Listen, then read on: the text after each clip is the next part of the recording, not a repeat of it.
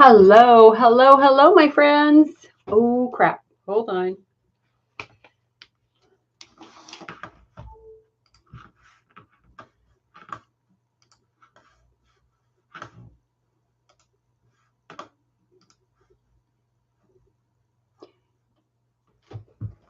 Oops. Hold on here. Are we missing something?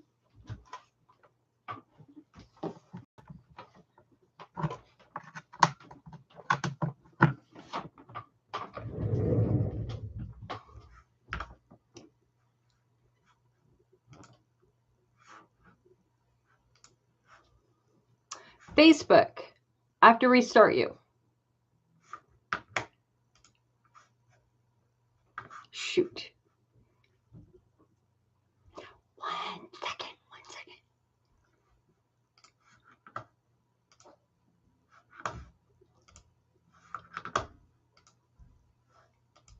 Okay. Come on, Facebook. There we go. Yes. Hello, my friends. Hello. It's Jill Osborne from the Interstitial Cystitis Network. My wee bit. Oh, no. For God's sake, no, I don't want to turn things off. There we go. Hello, everybody. Hey, a little late starting today. My mom needs a lot extra help. She's been out of the hospital now for a couple of days, but it is a, dicey situation. In fact, let me just check on her. Give me one quick sec.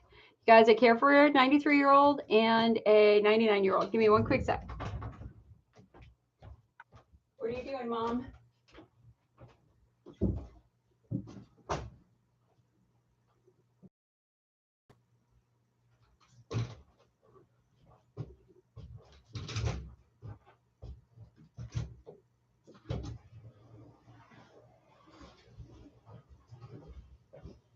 Okay. Alrighty.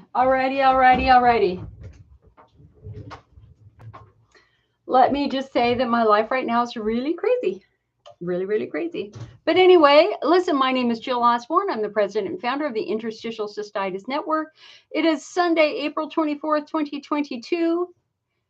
It is time for another regularly scheduled IC support group meeting. We do IC, bladder pain syndrome, pelvic pain syndrome, hypersensitive bladder syndrome, Hunner's lesions, COVID cystitis, ketamine cystitis, radiation cystitis, and chemocystitis. Now, listen, I never thought when I was younger that I would be doing all this bladder stuff, but you know what? There's a need, and I'm happy to do it. So here, hold on one sec.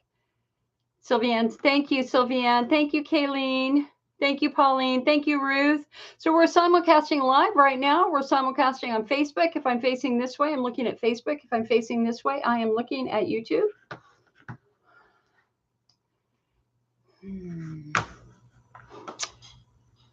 All right, here. The sound should be back. So you guys, with your Facebook, hopefully sound is good. Melanie says she's struggling, so it affects the IC. So sorry to hear that. Hi, Joan. There we go. Ruth says, continued prayers for you and your family. Thank you. Hello, Callie. Nice, Callie, I loved your latest TikTok with the music. That was cool. You were kind of like doing this. Hi, Pauline. Thank you. Thank you for your prayers and best wishes. So my mom is back. Thank you, Julie. Julie says prayers. So you guys, my mom was in the hospital with, well, we first thought it was pneumonia, and they thought it was pneumonia. And then she was in the hospital for 5 days. Then day 2, they went, no, she's in total congestive heart failure. Her lungs are filled with fluid, which was like, oh, God, no, right? And so we go through this trauma and stress, right?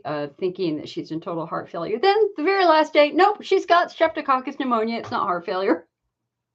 Like, oh, the dear gods. So I've been up. I made them a full breakfast, which they're eating right now. What is a stenotic cervix? Well, let me, I think I know what it is, but let me look it up. So for those of you who get our newsletter, our IC Optimist newsletter, I sent out a newsletter yesterday to about 60,000 IC patients. Cervical stenosis is a narrowing of the canal of the cervix. Can be congenital, acquired, caused by menopause, surgery, radiation therapy, and cervical endometriosis, infections such as cervicitis. Some people have this problem at birth. It's not known why this happens. A risk factor are mothers who took diethylstilbestrol or have endometriosis. The symptoms are painful period, absent periods, abnormal bleeding, problems getting pregnant.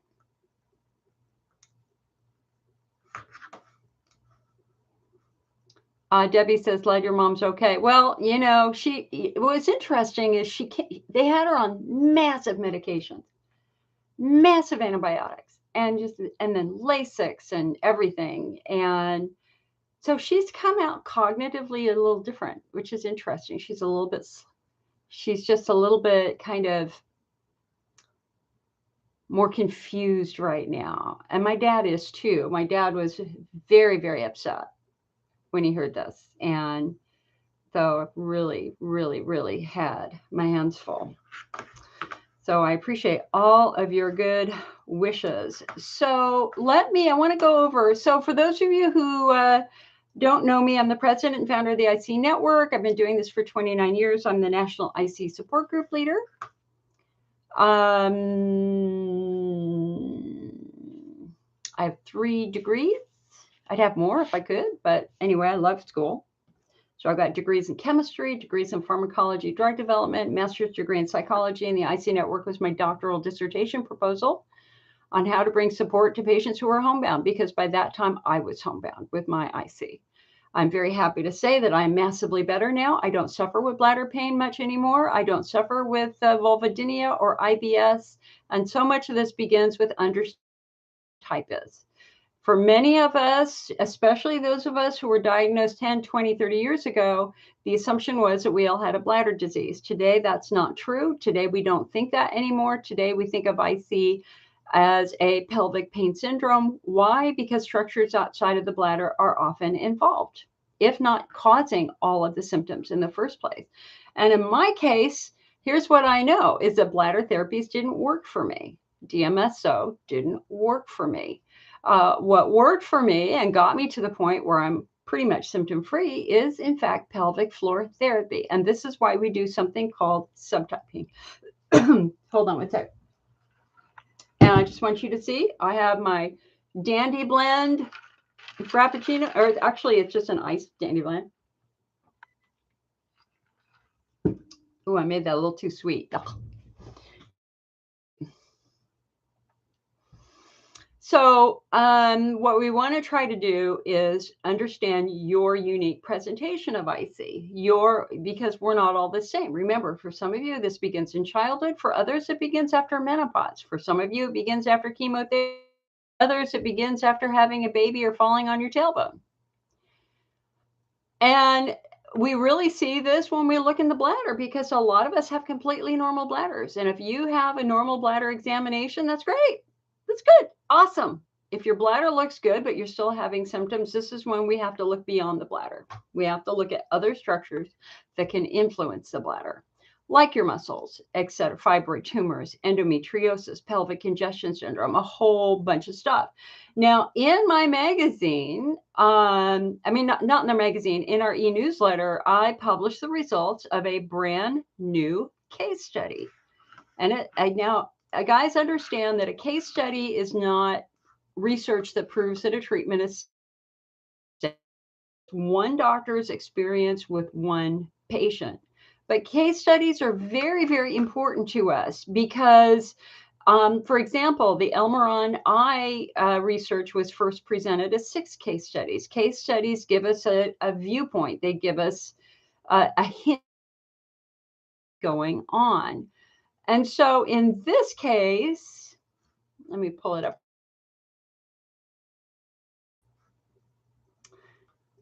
This case study is on something N-acetylcysteine therapy. So a remarkable case study was published around the time I was diagnosed. She when they made the diagnosis of IC for her, and they told her treatment options, she did not like her treatment choices. She felt they were they were too they were created a tremendously high risk of side effects. Elmeron, weight gain, hydroxyl, et cetera, Elavil, et cetera. So she decided that she wanted to go natural. And as she did that, she did diet, she did acupuncture, she did massage therapy, et cetera. Well, eventually her symptoms worsened.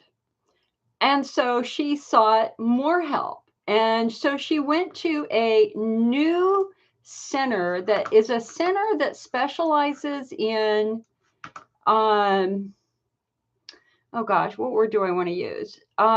Regenerative medicine. So the purpose of regenerative medicine is to give your body what it needs to heal on its own, something that will enhance the healing process. So she went to a place in Florida called, where is it? The Maharaj Institute of Immune Regenerative Medicine in Boynton Beach, Florida. And her symptoms were consistent with IC, but she also had some incontinence, difficulty starting her urine stream, and she, of course, had frequent and painful urination. Again, they presented her treatment options to her, and she said no. She didn't want to do it. She wanted to go natural again. Well, a year later, she was back because her symptoms had gotten progressively worse. And at this point in time, what they did is they measured her urine cytokine levels. Cytokines are a measure of inflammation in the body, and there are bad cytokines and good cytokines. So they measured her cytokine levels, and her bad cytokines were extremely high. This is what we see in COVID also. So they gave her something called N-acetyl cysteine therapy, which is an IV. Now, there's some of it that I still don't quite understand. So less than a year later, she returned with more severe symptoms, agreed to try low-dose NAC therapy of weekly infusions. She experienced remarkable results. After 5 treatments, she reported reduced symptoms and elected to stop. However, her urgency did return 6 weeks later. She went back, she resumed her NAC IV infusions, and after 3 treatments, her symptoms completely resolved, and that this was the first time in 26 years she'd been completely pain-free. She eventually received 16 NAC IV infusions and were dramatically better. And at the time of publication, this was 5 months after she had finished, she was continued to be symptom-free. Now, here's the thing. NAC has been studied in animal research, where it was found to reduce inflammation, restore the integrity of the urothelium/bladder wall, and reverse the progression of fibrosis, which is a stiffening of the bladder. However, early studies reveal high doses could cause harm. So it's all about very, very, very low doses.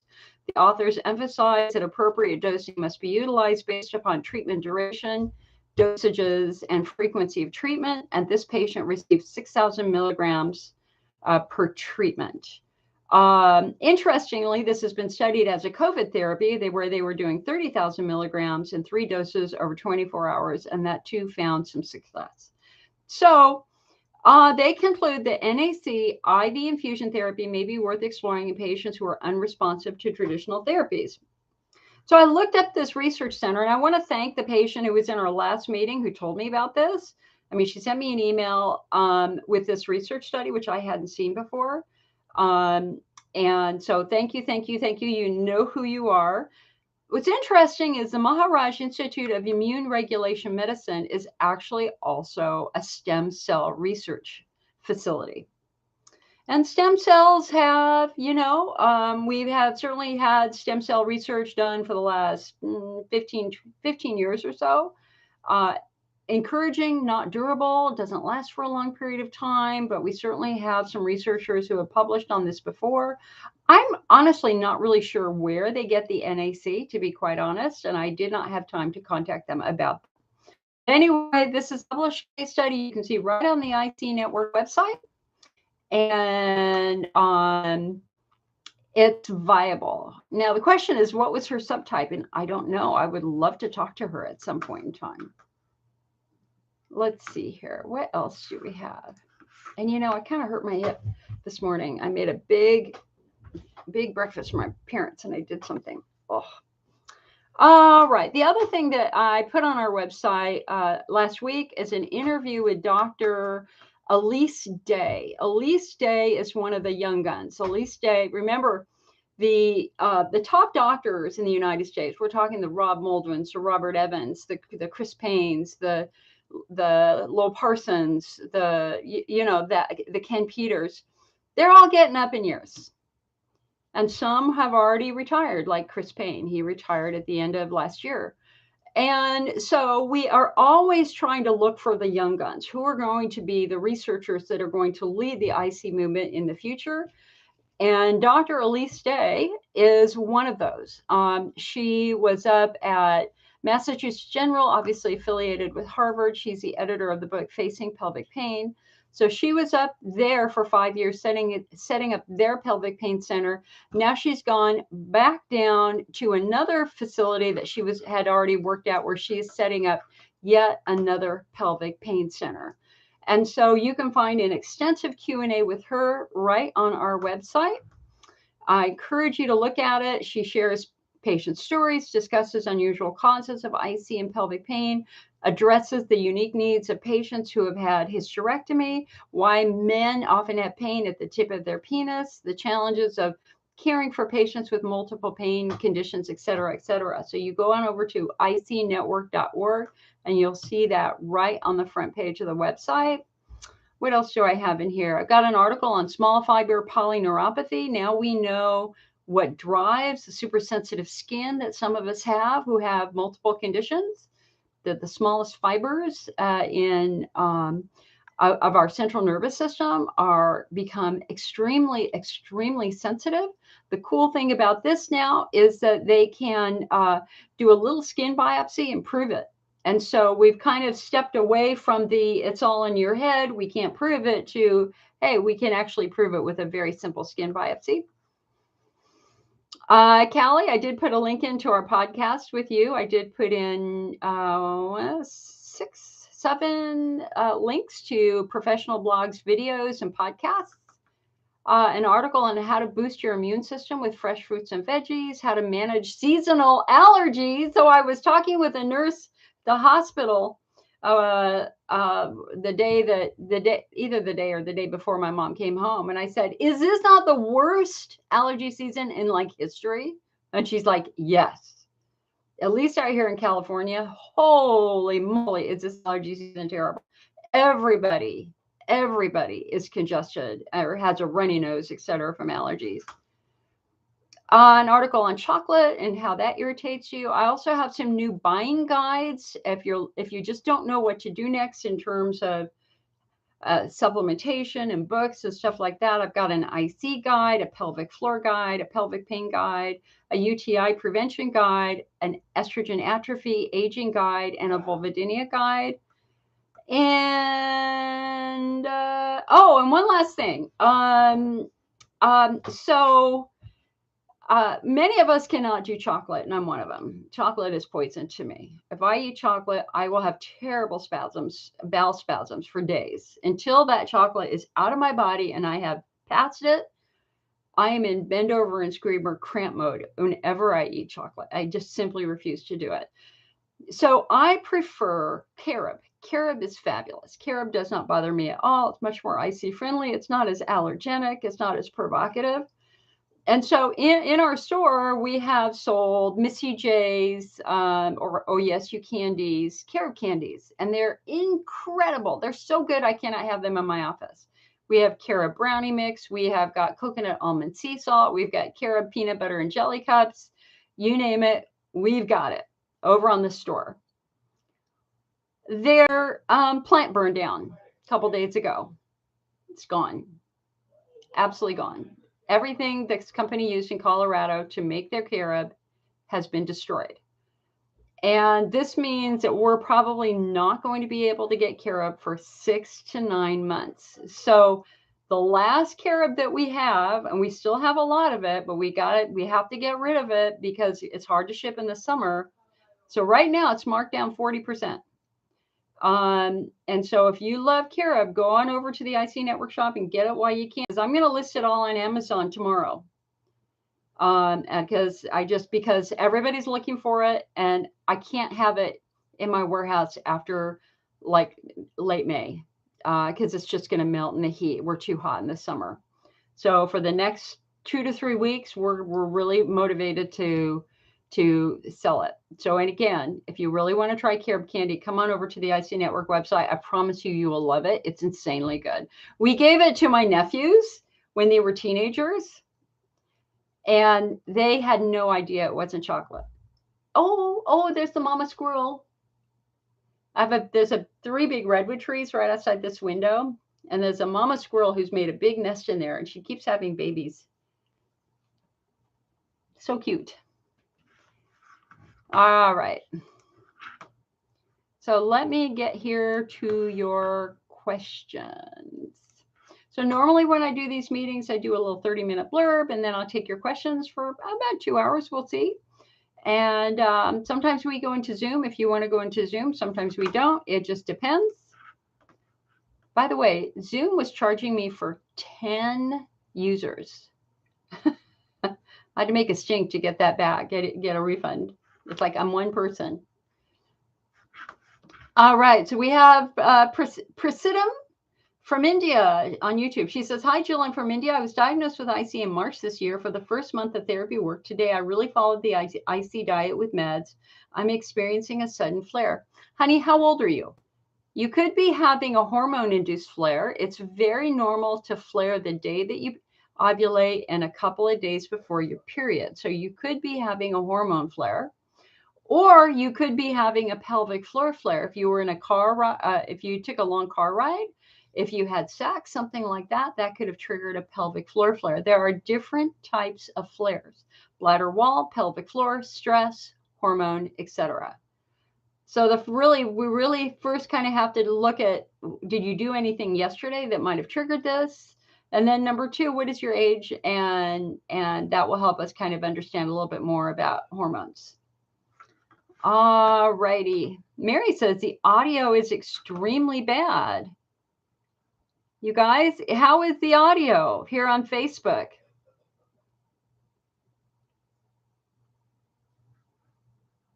Lori, okay, so here, hold on. Let me scroll back here on Facebook.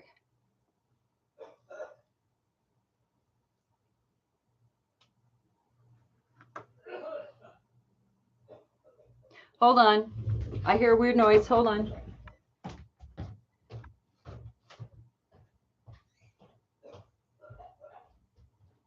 What's going on here?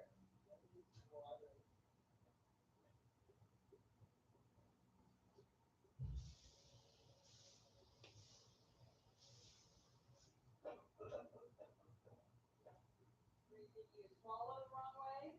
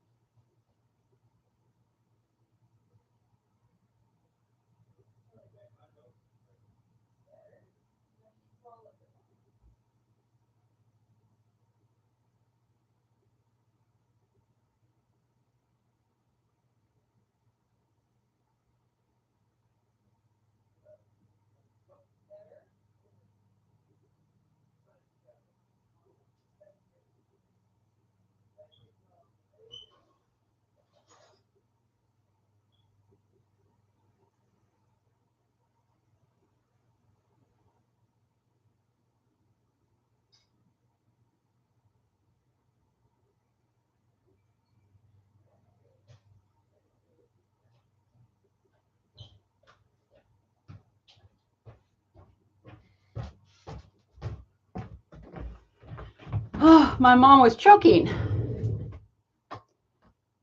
I have saved my dad's life twice so far doing the Heimlich maneuver on him, and my mom was just choking. She's okay. Deep breath. Okay, in, out. Oh, elder care is so hard. Okay. Here, hold on. I got my blood pressure going. Hold on. Here.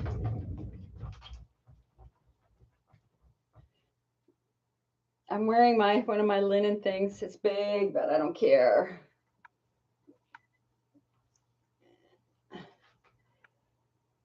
Okay.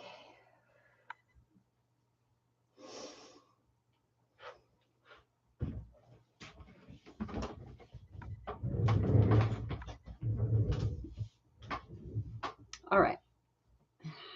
Am I centered? Am I centered now? All right. All right, Ann says, so how do you combat bladder flares from stress? Well, we have to work on the stress. Number one, lots of deep breathing. We got to turn the amygdala off, get yourself out of fight or flight. Because whenever you're in fight or flight from high levels of stress, you're going to intensify the pain.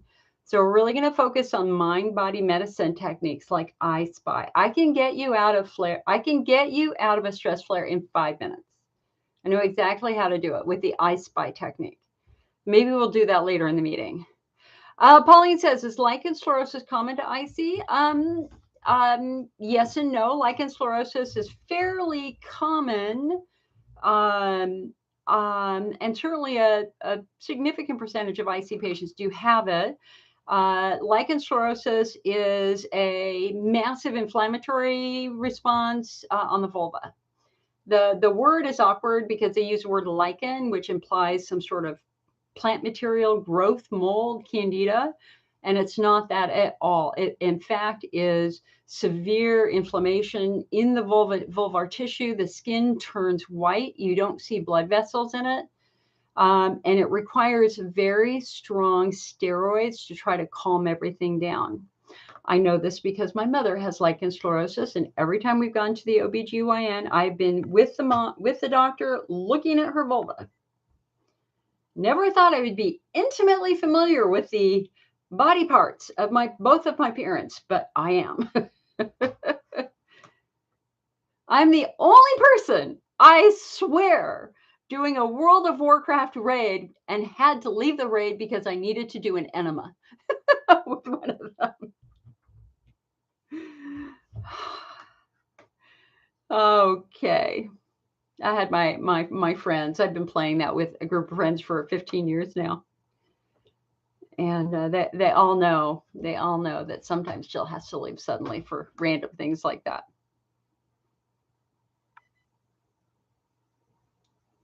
Mary says, I'm repeating myself and then stopping your words and skipping a lot. Might be that your internet's just stopping and starting.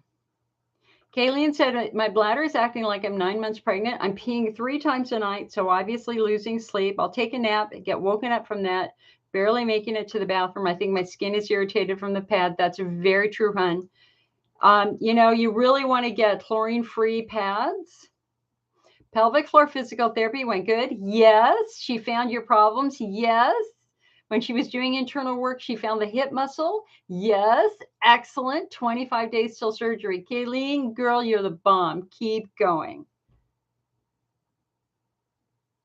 Lori says, can I repeat the IV therapy? It's NAC, N-acetylcysteine. Pamela says, allergies are awful in Kentucky right now. Veronica says, has IC ever been studied as an immune disorder? Yes. The challenge is it does not meet the requirements for being labeled a true immune disease. Instead, what we now that we're subtyping, now we know that there is a small population of patients, maybe 3% of patients who have other autoimmune-related disorders like lupus and Sjogren's syndrome. I was working with a patient 2 days ago who had Sjogren's. She had dry mouth forever, and never asked her doctor about it. It was very clear she had Sjogren's syndrome or Sika. All right, Carolyn says the audio is good for her. Kayleen says the audio is fine. Veronica says the audio is fine. Kristen says I had to turn up the volume a bit more than usual, but otherwise it's good.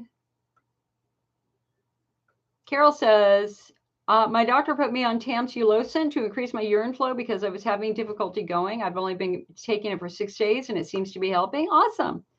Normally I would feel like I had to pee, but when I would go and sit down, it would take forever for the stream to come out. So I'm hopeful so far. So Carol, just remember that anytime we think about urinary retention, we always have to look at muscles too.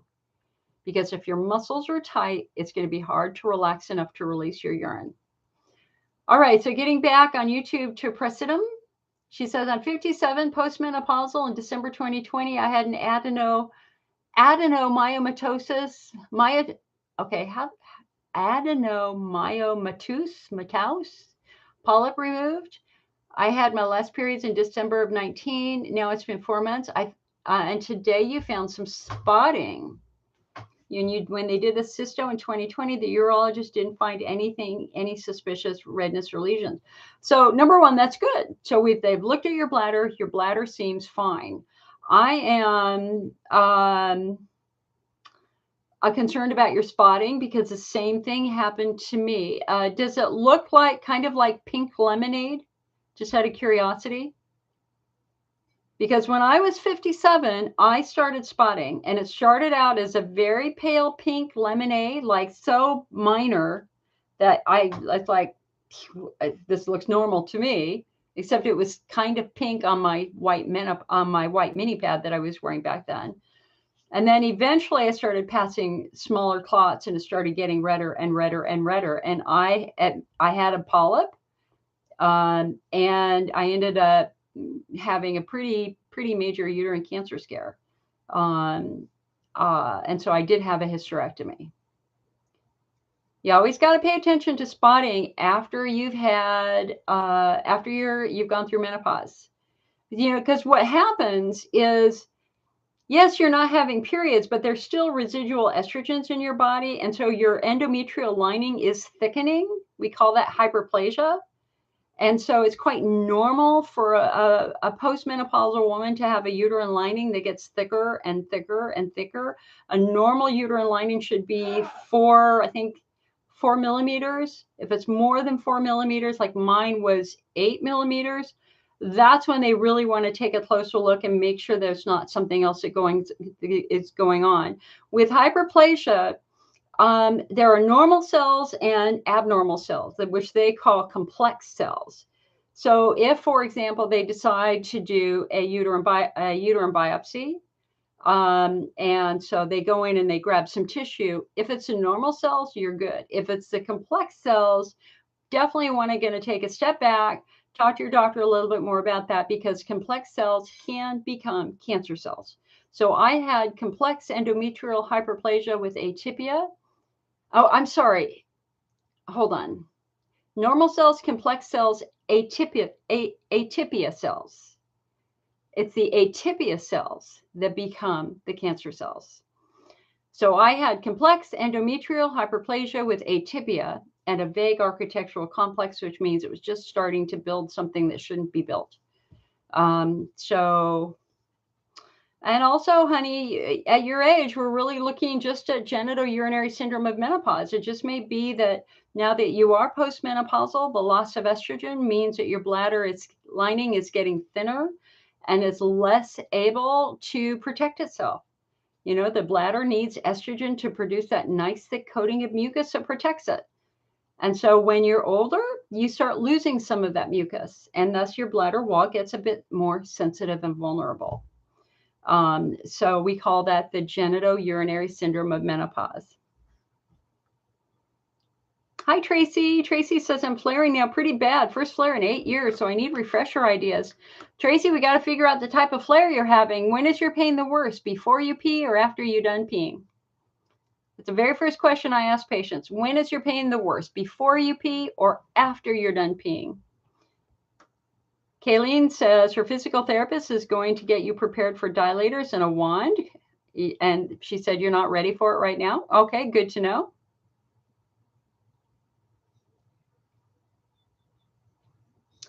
Debbie says, do you have any other shipping options? I tried to order some carob items, not a lot of shipping. It's saying $21 for priority.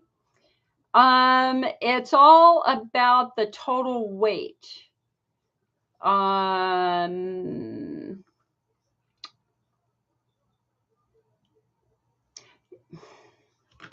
Hold on.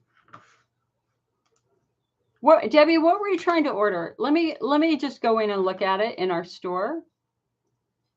And let me just see if I can drop the weight down. I honestly haven't looked at that in ages. I have a staff who do that. So let me take a look at this real quick. Yeah, sometimes, well, remember, all the shipping went up anyway. Items that we used to be able to send for $7.50 now go for $9.50 with the Postal Service. All the postal rates went up a couple months ago.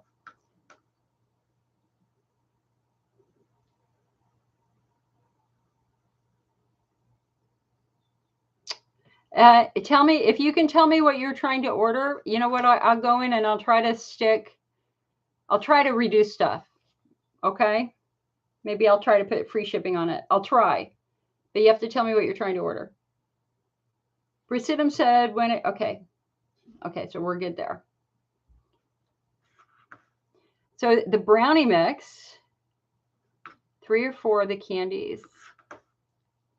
All right, hold on. Let me look at the brownie mix here real quick. The brownie mix is in a box.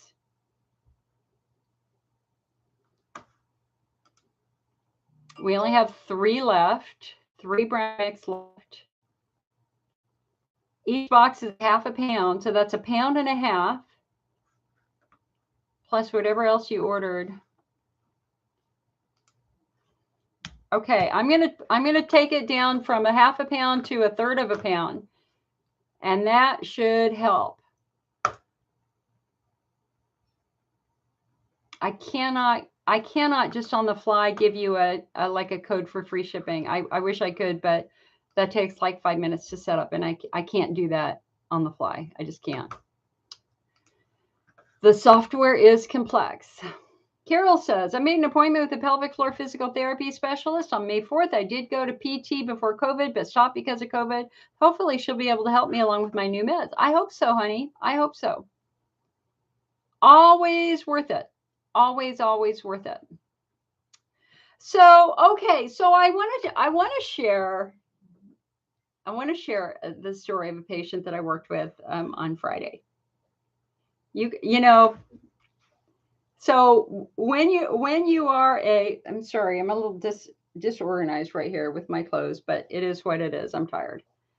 It's been a long week. So you can't kid a kidder. You can't kid a kidder. It's pretty hard to fool another IC patient, right? So I had a patient call me, and she was in a terrible flare, and she was just doing really, really, really badly. And nothing was working for her. She had what she called burning every single day. And I'd never worked with her before. I think she'd had symptoms, maybe, yeah, I think for about 10 years. She was, you know, somewhere in her late 50s, somewhere in there. And so, you know, whenever you guys call me and you know you're having issues, I really want to just kind of take a step back. Let's kind of revisit the diagnosis. Let's make sure we know what we're dealing with, because it's really hard to talk about. It's really, really, really hard to talk about treatment options until we understand what your anatomy is what's going on with your anatomy, right? So I spend, I don't know, like 45 minutes with her on the phone, going over the subtypes and talking about her symptoms. And sometimes it's just like really hard to get information. You know, it's like finding a needle in a haystack. You know, do you have this symptom? Do you have that symptom? Do you have this symptom? Do you have that system? So as we were going through the subtypes, we knew she didn't have ulcers. We knew she had some bladder wall symptoms. She said she'd done physical therapy and it wasn't that helpful. But she had a few signs that her muscles were tight. Specifically, she wasn't able to release urine very quickly. no symptoms of pudendal neuralgia, no other painful related conditions, right? So no chronic overlapping pain. So in our subtyping system, we're really looking at IC subtype 2, IC subtype 3, right? And she's just like, I just want to go to a doctor who's going to help me. I've tried everything. I want to go to one doctor who's going to figure this out for me. And I'm like, well, yeah, we all want that. She's like, but I don't want to travel. I want to stay where I live. I want it to be in my town. And I went, it's impossible. You live in a small town. There's like a handful of specialists in the United States who can do what you want to do. The closest one is going to be Ken Peters up in Royal Oak, Michigan, which was a few hours away. And, so here, again, it's just like, I feel so bad. I want somebody to help me. I want them to help me in my town. I'll do, and again, she tried lots of therapies and they just hadn't worked. So here we are at the tail end of this conversation. And I do gosh, it really sounds like your bladder's being irritated every day. Are you following the IC diet? And she's like,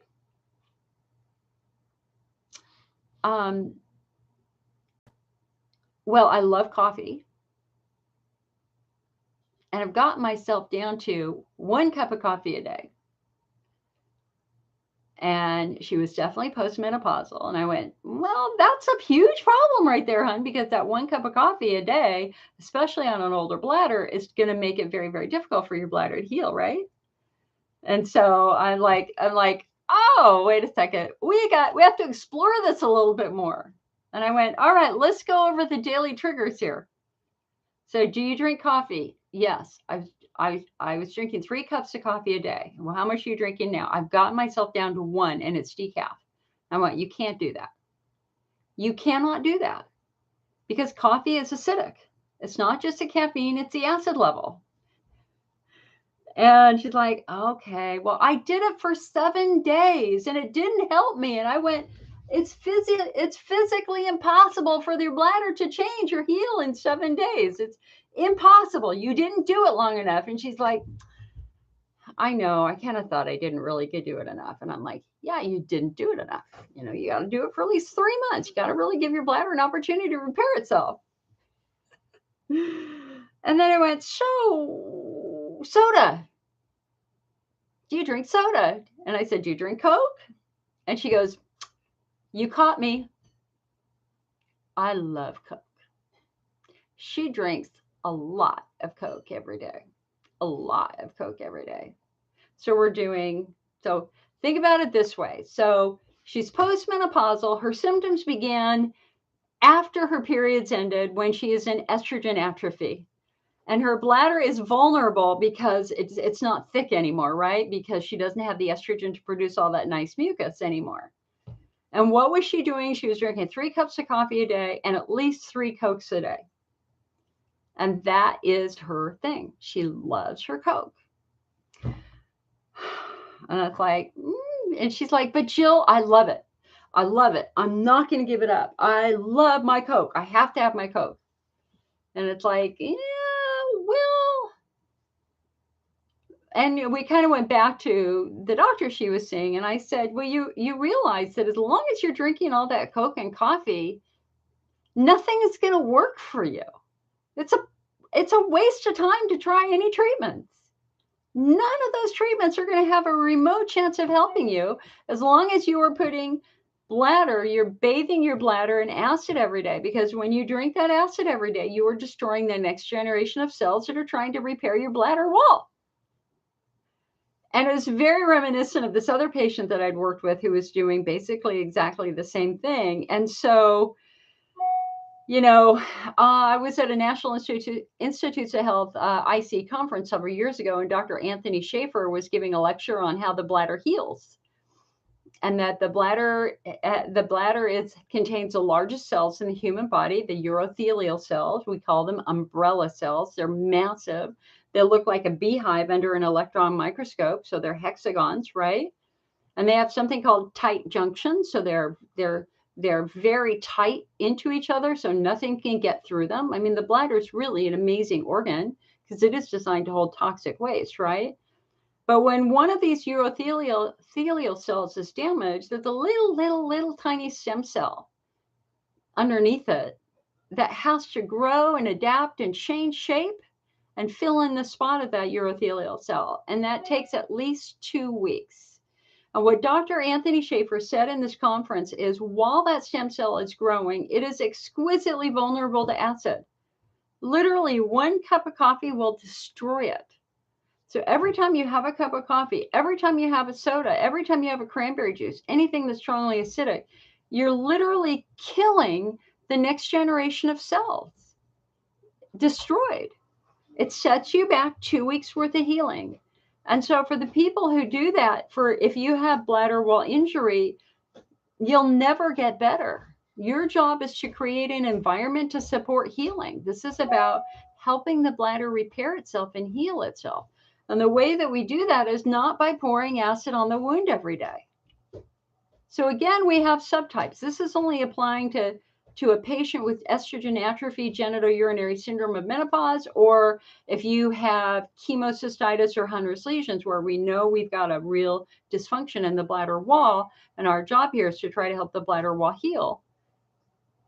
If you pour acid on the wound every day, it'll never get better. And she said, you know, it's interesting because one of her doctors explained it exactly that same way to her.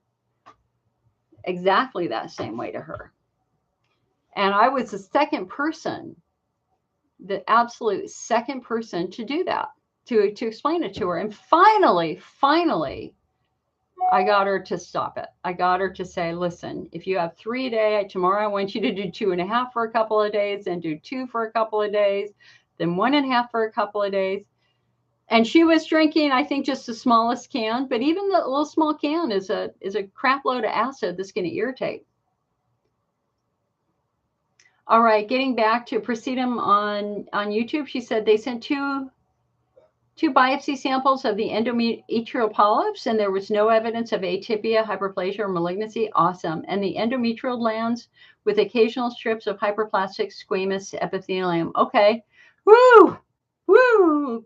Good job. Good job. Doesn't explain the discharge, though. The discharge is you gotta at least watch that, hon.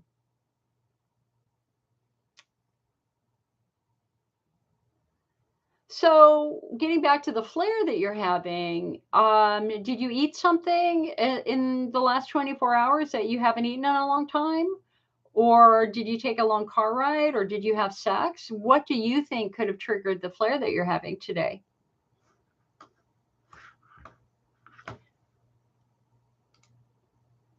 Let's see here. Hold on a sec.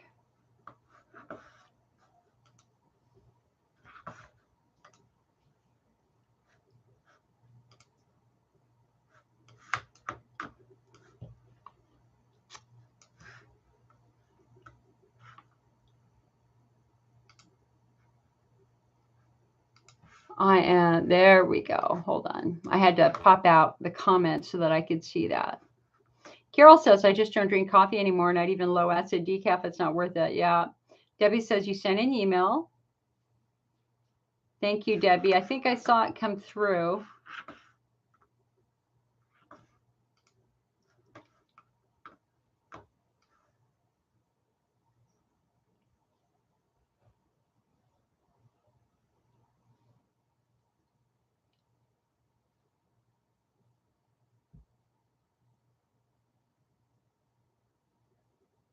Yikes, girl. You've had a bumpy road too. I'm so sorry. Life is just right now, it's just very unpredictable. It's like we're being tested, you know? I feel like we're being tested individually on how we can handle stress.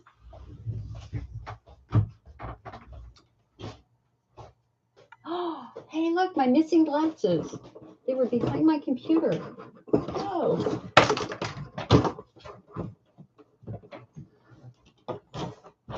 Wow. Okay. Well, that was good.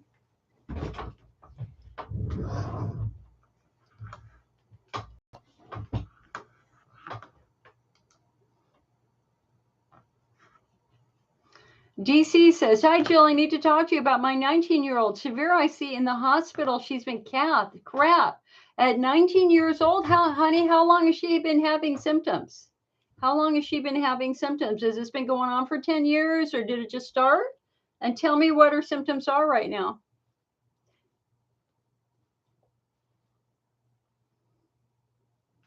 I'm sorry to hear that, but let's see if we can help a little bit. Did you guys, by the way, you know, I get a lot of doctor emails and I follow a lot of doctor conversations and stuff like that. Did you know that they have now discovered the cause of multiple sclerosis? My first love in college had multiple sclerosis and was dying. I mean, it was just absolutely awful. And we now know the cause of MS is, in fact, the Epstein-Barr virus, the monovirus. Lisa is in Barcelona, Spain. Lisa, oh my God, I hope you're having a great trip. Woo, I'm going to just pretend I'm on your shoulder and enjoying Spain vicariously with you. All right, DC, so tell me a little bit more about your child that's in the hospital and has been cath. She has a urogyne. Her worst symptom is her what?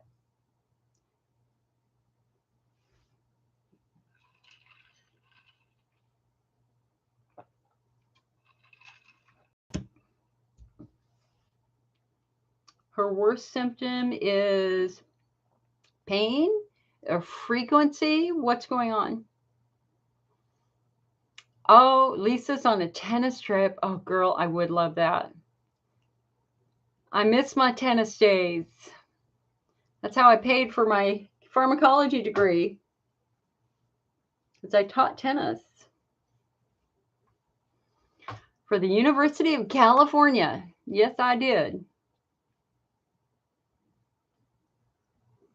Aaron says, I have Epstein-Barr. How can I prevent MS in my future? I don't know, hon. It's all very, very new information.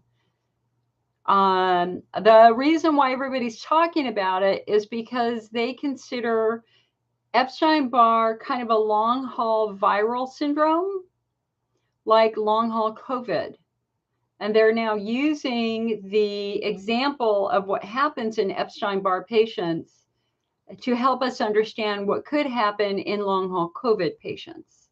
And I know I was reading something yesterday that talked about patients who have Epstein-Barr who get COVID often get a very severe Epstein-Barr flare with the COVID. Have you had COVID?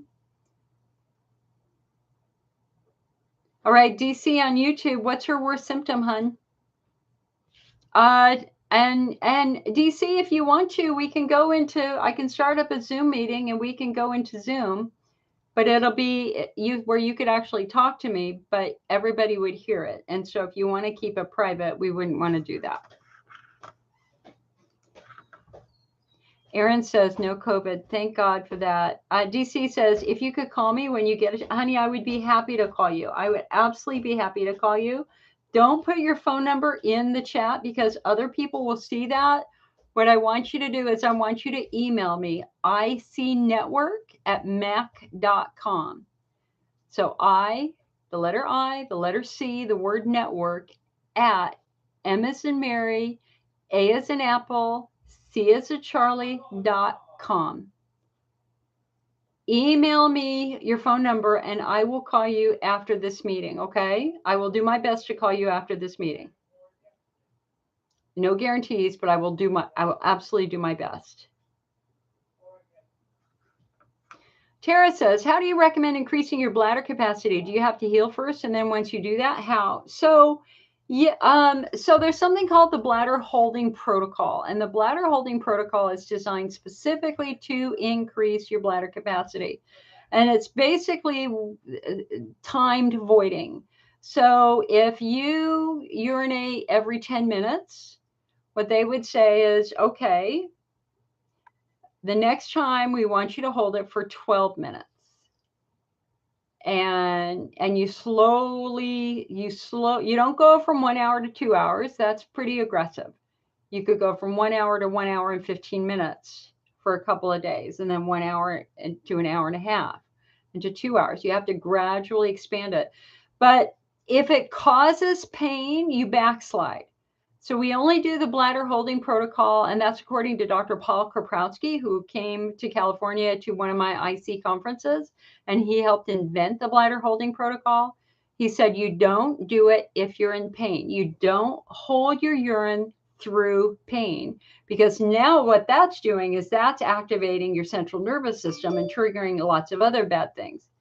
So as long as bladder holding protocol doesn't work, you're gold.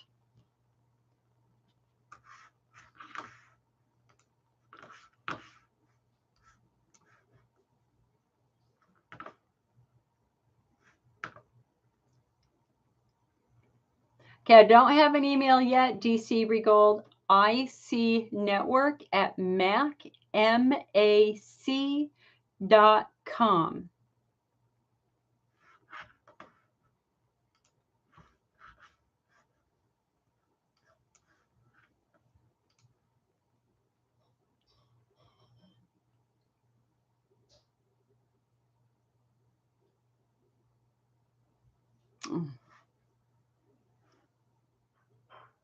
All right.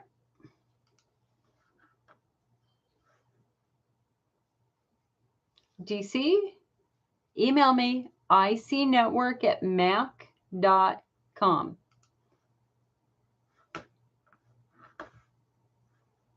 Sylvianne says, I just ordered 2 bottles of Bladder Builder and it costs you $52.50 shipping. That's not normal shipping. That's express mail, hun. Did you do it? Let me look at your order here. It sounds like you requested express mail, which is 2-day mail. It should be 2 bottles should at the most be $12 for shipping right now. Let me take a look.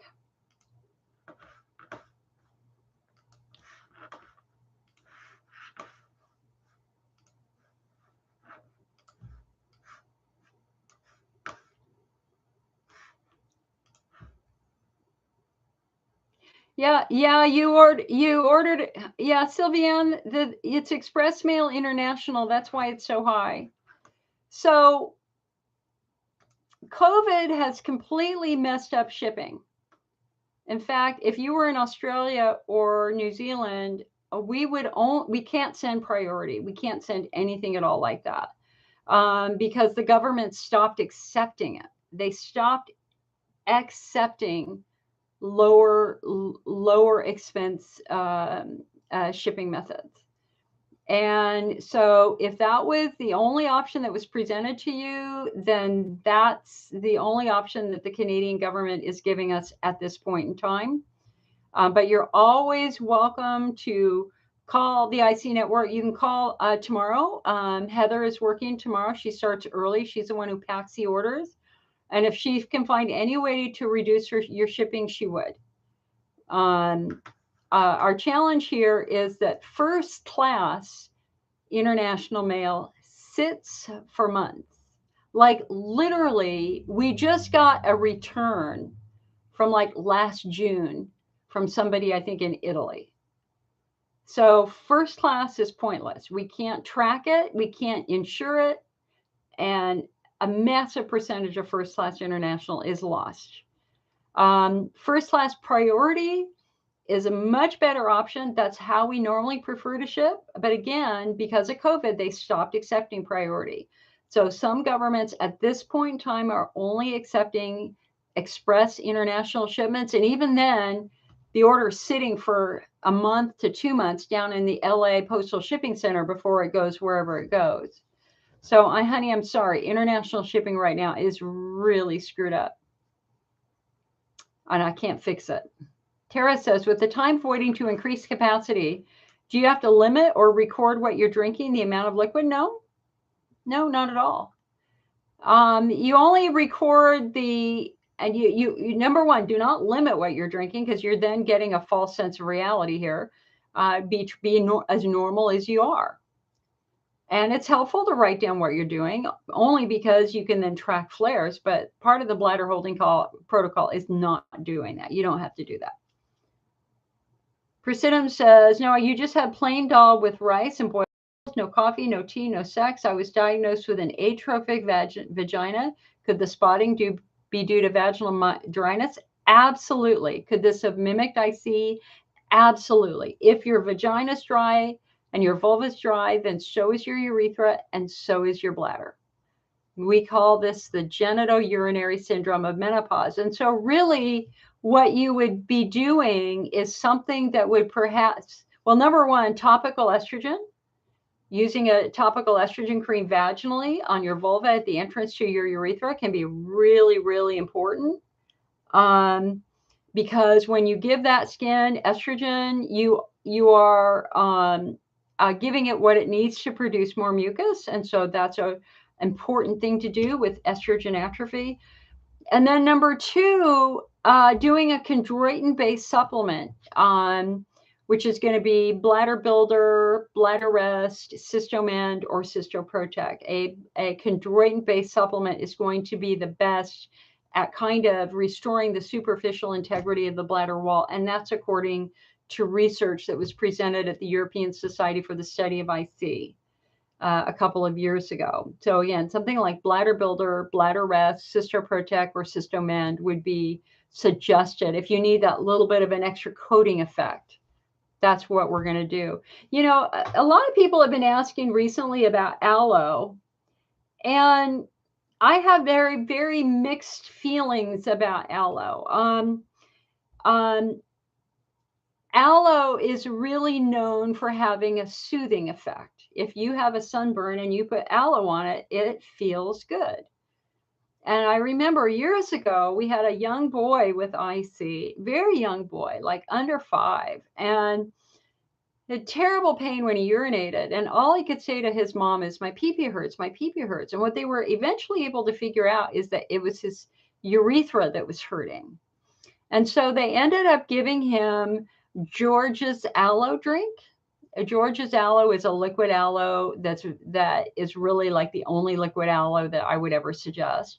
And it made his urethral pain go away. And so that was a really remarkable success for somebody who was very, very young, who was having some bladder irritation. And again, with subtyping, we don't know why. Why would a 5-year-old have these symptoms? Was mom giving him a lot of orange juice, and was that irritating his skin, or was he riding a tricycle that ended up kind of irritating his muscles, or whatever, we just don't know. But anyway, aloe has a bit of a soothing effect. The challenge with aloe is that it is plant material, and so if you put aloe on a burn, you wash it off, right? It washes off. It's not like, I'm not aware of any research that says that the bladder incorporates aloe into the bladder wall. It doesn't. There's no aloe in the bladder wall. So we kind of have to know we have to kind of understand mechanisms of action and what we're really trying to accomplish. If you have a lot of urethral irritation in general, your urethra is like really irritated and screaming, man, I'm all for trying a little bit of aloe. Aloe Path, Desert Harvest Aloe, George's Aloe Drink, whatever you want to try, fine. But if we're trying to restore the integrity of the bladder wall, we want to try to give the bladder something that's already in the bladder, and that is, in fact, chondroitin. And so I look at chondroitin as being the more important ingredient to help the physical integrity of the bladder itself. And again, what that research study showed that was presented at the ESIC meeting was that of all the ingredients, it was chondroitin that was the most successful at restoring the superficial integrity of the bladder wall in the form of a bladder installation. So we're applying that also potentially to an oral approach to it. Tara says, with the time voiding to increase spasticity, okay, sorry, we got that one. Do you have to record the amount of liquid? No, you don't. You don't at all.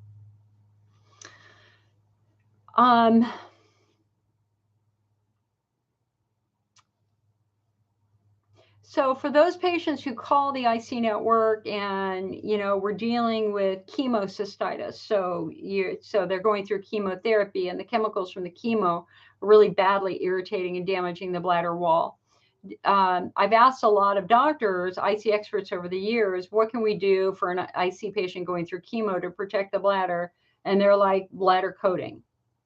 They want, Elmeron, although of course Elmeron has issues now, then that points us again right back to the chondroitin-based supplements. If you have estrogen atrophy and you just don't have enough estrogen to produce that nice thick coating of mucus, and we want to try to give the bladder a little bit of an extra protective barrier, again, we're really going to be looking at the chondroitin-based supplements. But if you're dealing, let's just say, you went out with friends and ended up having mimosas, orange juice, champagne, and it just tweaked the hell out of your bladder and your urethra. Certainly aloe at that point in time has the potential of kind of calming some of that down. Does that make sense? Kind of, sort of? I hope it does. I hope it does. Here, I got to put some water in this. This is way too sweet. I do not like it at all.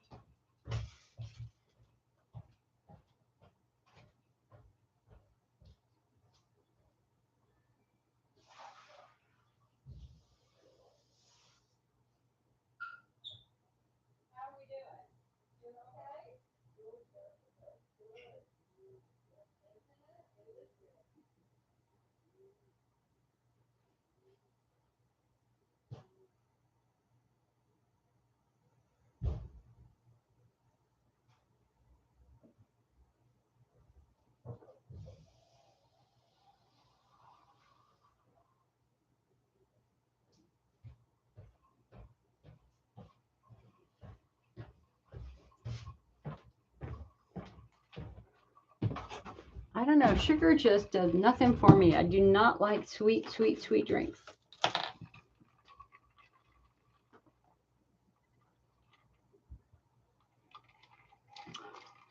Prasidam says, I don't have these products here in India.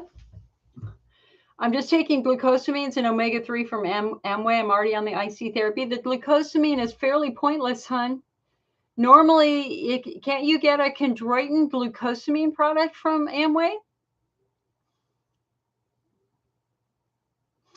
Yeah, it's the glucosamine is just not considered important. And that was from one of the top IC researchers.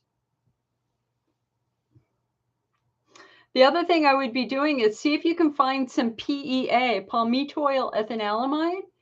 We know that PEA can be remarkably helpful at reducing pain in IC. We had our first PEA IC research study a couple years ago that by month 3, 87% of IC patients taking PEA reported a significant reduction in their pain. And by month 6, many were now completely pain-free. Palmitoethanolamide, known as PEA, is the consensus among the researchers is it's really ideal for somebody with neuropathic pain, nerve-driven pain. So that's what I take. I take it for my skin. I get a lot of pinpricking. I used to get a lot of pinpricking on my skin. I had a lot of trouble falling asleep because I would just get these random pinpricks on my arms and my legs. And that's completely gone with PEA. It's fabulous. So in the IC network,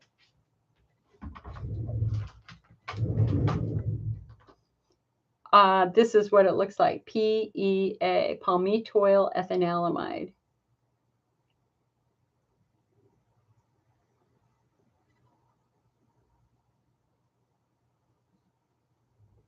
Hey, did you guys see this? Look at this. This is from my garden yesterday. Can you believe that? That's the prettiest iris I've ever grown in my garden. Gorgeous.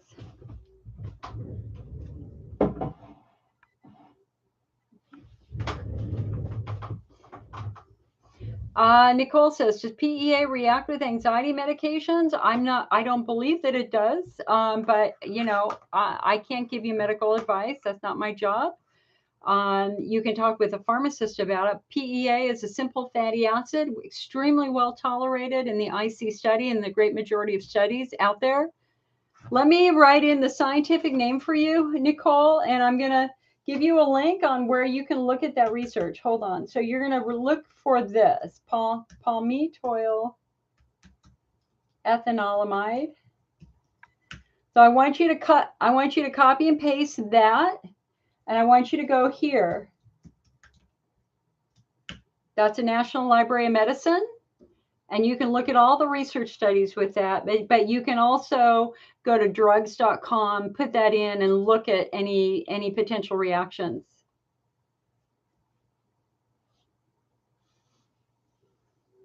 Anissa says, how about bladder spasms? What do you mean? Bladder spasms for PEA?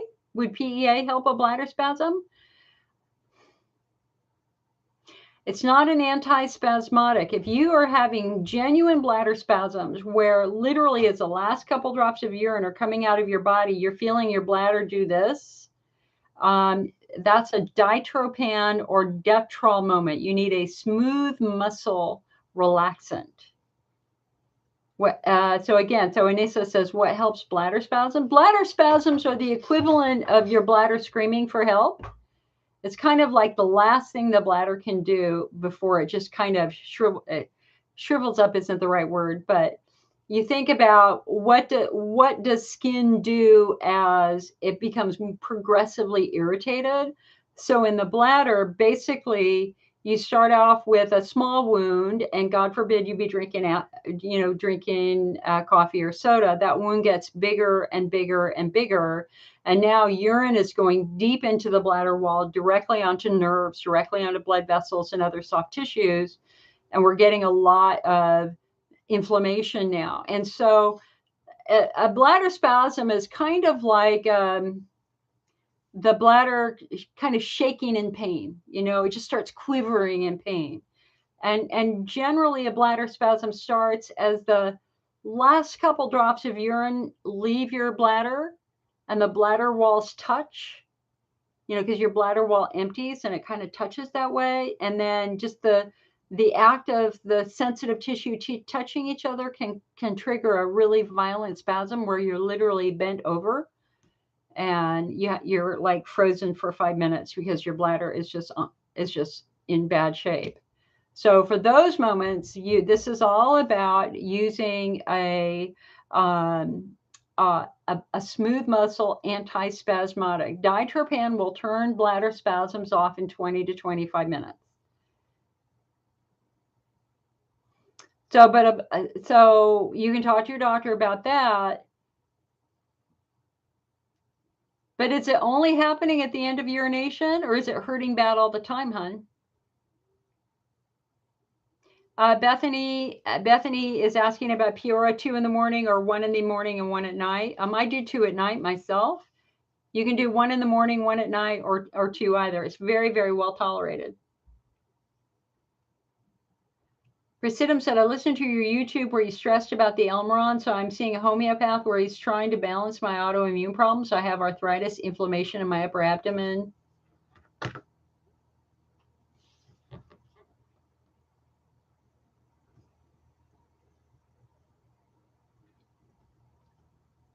Anissa says, sometimes, all the time, but mostly when you urinate, it hurts. Is it hurting before you pee, while you're peeing, or after you're done peeing, Anissa? Before, during, or after? When is it the worst? Hi, Deborah. Oh, no apologies needed, hun. No apologies needed. I got a little late start myself today because my mom's very fragile. She's just been out of the hospital a couple of days. So I had to get her up out of bed, get her into the shower, wash her body, get her dressed, all that sort of stuff. Okay, so you're having pain during urination, Anissa. Where? Where is the pain during urination? Is it in your urethra or is it on the outside on your vulva? Jill says the bladder spasms with stress. It can, certainly it can. I mean, I can remember when my IC was really rough that I would just have moments where I would just start feeling a fluttering sensation down in my lower belly, which was my bladder just kicking around a little bit. Marcia says, what is your opinion about marshmallow root? Marshmallow root bothers about half of the people who try it. Marshmallow root was very popular about 20 years ago. It kind of swept through the IC world about 20, 25 years ago as something they could do.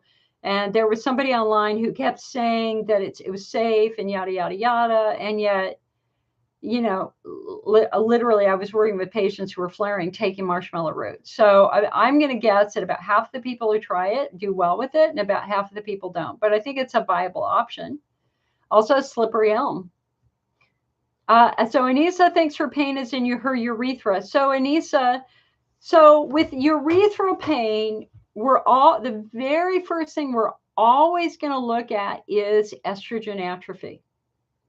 The urethra is the canary in the coal mine when it comes to estrogen atrophy. And so it's the first part of the urinary tract to start screaming, help me, because your estrogen levels have dropped so low that skin now cannot defend itself. It can't defend itself. And so estrogen atrophy in the urethra feels, number one, it burns. It feels like there's a drop of urine stuck in your urethra that won't come out. The urethra becomes progressively irritated. And you may notice that your urine feels very hot, like it's burning you. If your urine feels hot, especially as it's coming out of your body and crossing your vulva, that is absolutely estrogen atrophy. Anissa said you were ruined by mesh and you have pudendal neuralgia. That certainly adds complexity to it, but understand that pudendal neuralgia symptoms, we're going to be looking at pins and needles. We're going to be looking at areas of numbness, but we're really going to be looking for positional pain, that it feels worse when you're sitting, laying down on your left side or your right side. Do you have pins and needles and any other? Can you differentiate between typical urethral pain versus PNE pain? Ange says, when my bladder flares up, I try to bed rest and not eat anything for 3 days. Just drink some water. Feel that's best for my bladder to heal fast. I understand where you're coming from. I think that's almost every IC patient out there has done that at some point in time. I have done that myself. But nutrition matters. We need you to be really healthy. And if you deprive your body of good nutrition, it's going to be very hard for your body to actually repair tissue. That's why you have to eat proteins, and you have to eat vegetables, and you have to eat fruits and get your good normal vitamins and minerals. So I wouldn't want you to do that for a long period of time. I mean, I understand going without food for a day, but pushing it 3 days, 4 days, I think that's pushing it. I do. I mean, there are plenty of bladder-friendly foods you can eat during a flare. I mean, you can have milk. You should be able to have yogurt. I do coconut milk yogurt. I don't do regular milk. I don't like eating regular dairy, so I do coconut milk. You should be able to have something like turkey slices, like a sliced turkey sandwich on bread, like Ezekiel bread. We have our whole food list, which has 3 columns: bladder friendly, try it, and caution. Even during a flare, you should be able to eat most of the foods in the bladder friendly, like rice. You should be able to eat rice. You should be able to eat broiled chicken. You should be able to eat potatoes, zucchini, carrots, simple, fresh, healthy food. A milkshake, as long as it doesn't have chocolate in it, should be good.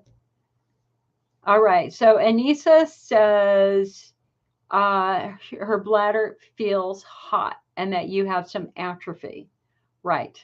And so your bladder isn't hot. Your urine is not hot. It is not burning you. That heat is a direct reflection of the quality and health of your skin. That means that your skin isn't as healthy as it used to be. It is compromised. And so this is where using, again, for somebody with genital urinary syndrome of menopause, using some topical estrogen at your urethra. Normally they will have you rub a pea-sized drop right into the entrance of your urethra. That's what I do. That's what they told me to do. And then using it vaginally, some of that estrogen will cross to the bladder and help the bladder also. But also remembering that you're never going to have a 20-year-old bladder again. I mean, age is real. It's baffling. I feel 25 years. I feel 25. I do. It is freaky to think that I am 61. How is that possible? I don't know how that's possible because I feel young. I do. But the reality is that we do have an older body and our skin is changing. We are getting wrinkles, things are happening. And so every woman out there, we all have to pay attention to the quality and health of our skin because that's, like some patients, getting back into our subtyping, for example, let's say that somebody developed IC in their 20s after, in fact, I was working with a patient last week who had 3 children, every delivery damaged her pelvic floor. Like she had to have reconstructive surgery because the babies ripped her so badly, right? And so in a case like that, hopefully they've recognized that early and they've gotten her to physical therapy. They hadn't done that, but let's just pretend they did. So with physical therapy, her symptoms go away, her 30s are good, her 40s are good. And finally, when she's 52, 53, bam, it comes right back. It doesn't mean that a disease has come back.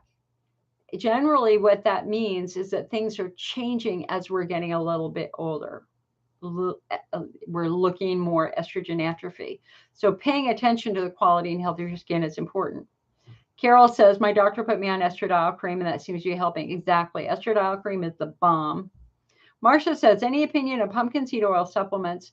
I have very, very favorable feelings about pumpkin seed oil. I was at the American Urology Association conference like 10 years ago, where they presented the first data that showed that pumpkin seed helped men with prostatitis. I don't remember what the mechanism of action was. We generally see pumpkin seed oil in products targeting men rather than women, but I don't see any harm in it. It's just pumpkin. I love pumpkin.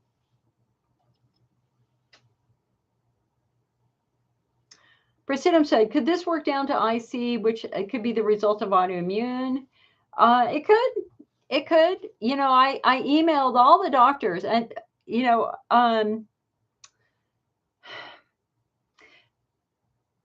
it's interesting that we, the patient community, have a lot to teach our doctors, because we are living in this body.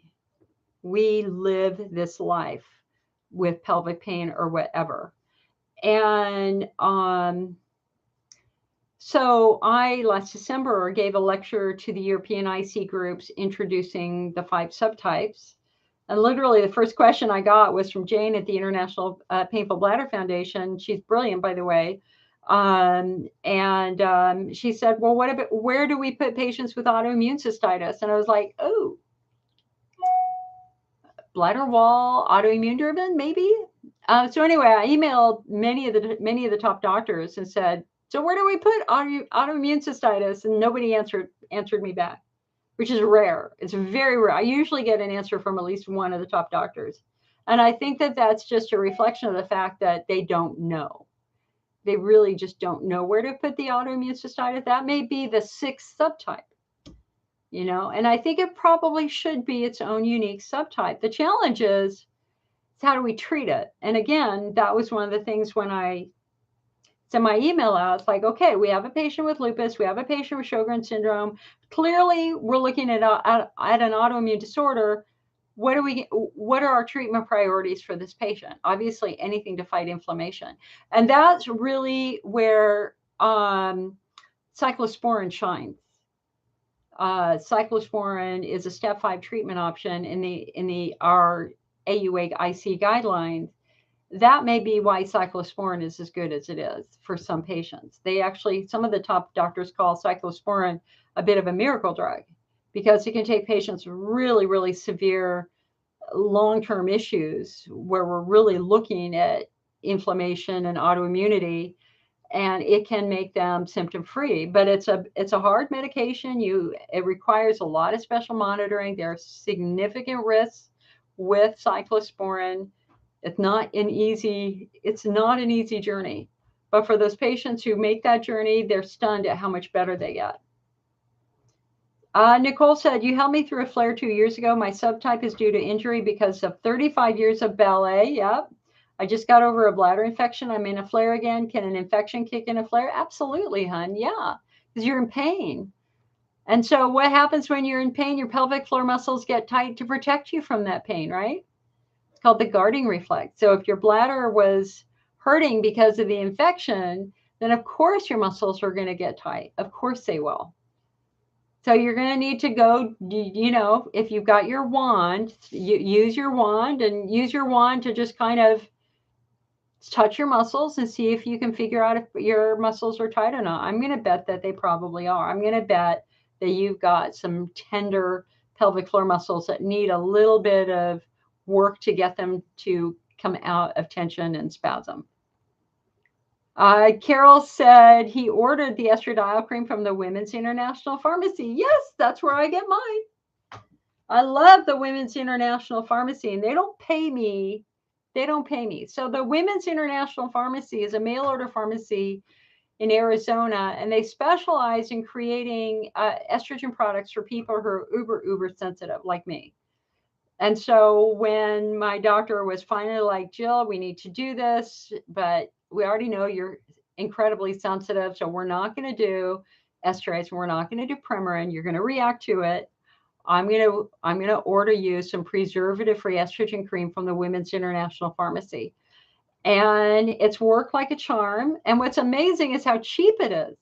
Because if you have Premarin can cost $200 for a 3-month supply, whereas the estradiol, which is a very high quality estradiol from the Women's International Pharmacy, is like, what, $70 now. They just literally raised the price from 50 to 70. But it's a deal, and it's just good.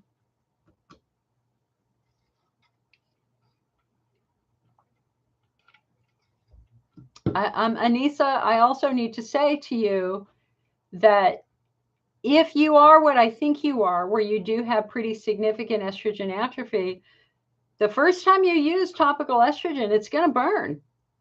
It's going to feel very hot. It's not burning you. That heat is a direct reflection of the quality and health of your skin. So some women get their estrogen and it scares them. They put it on and it burns badly. And they're like, I'm not doing that again.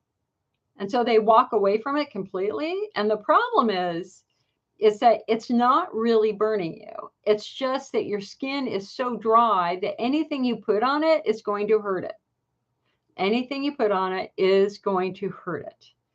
And so it takes about 2 weeks. Every subsequent time you use the estrogen, your skin immediately absorbs that estrogen and starts to produce mucus. So you should notice the heat slowly but steadily going away. Usually at the end of 2 weeks, it should be gone. So when I started using it, Carol, I wonder if you had the exact same experience. When I started using it, it felt very hot for about 30 minutes. And again, I wasn't so sure at first, but at the end of 2 weeks, it was like a little warm puff of air. It's like a poof, and it was gone. And if I don't do it for 2 weeks, that heat comes right back. The heat comes right back.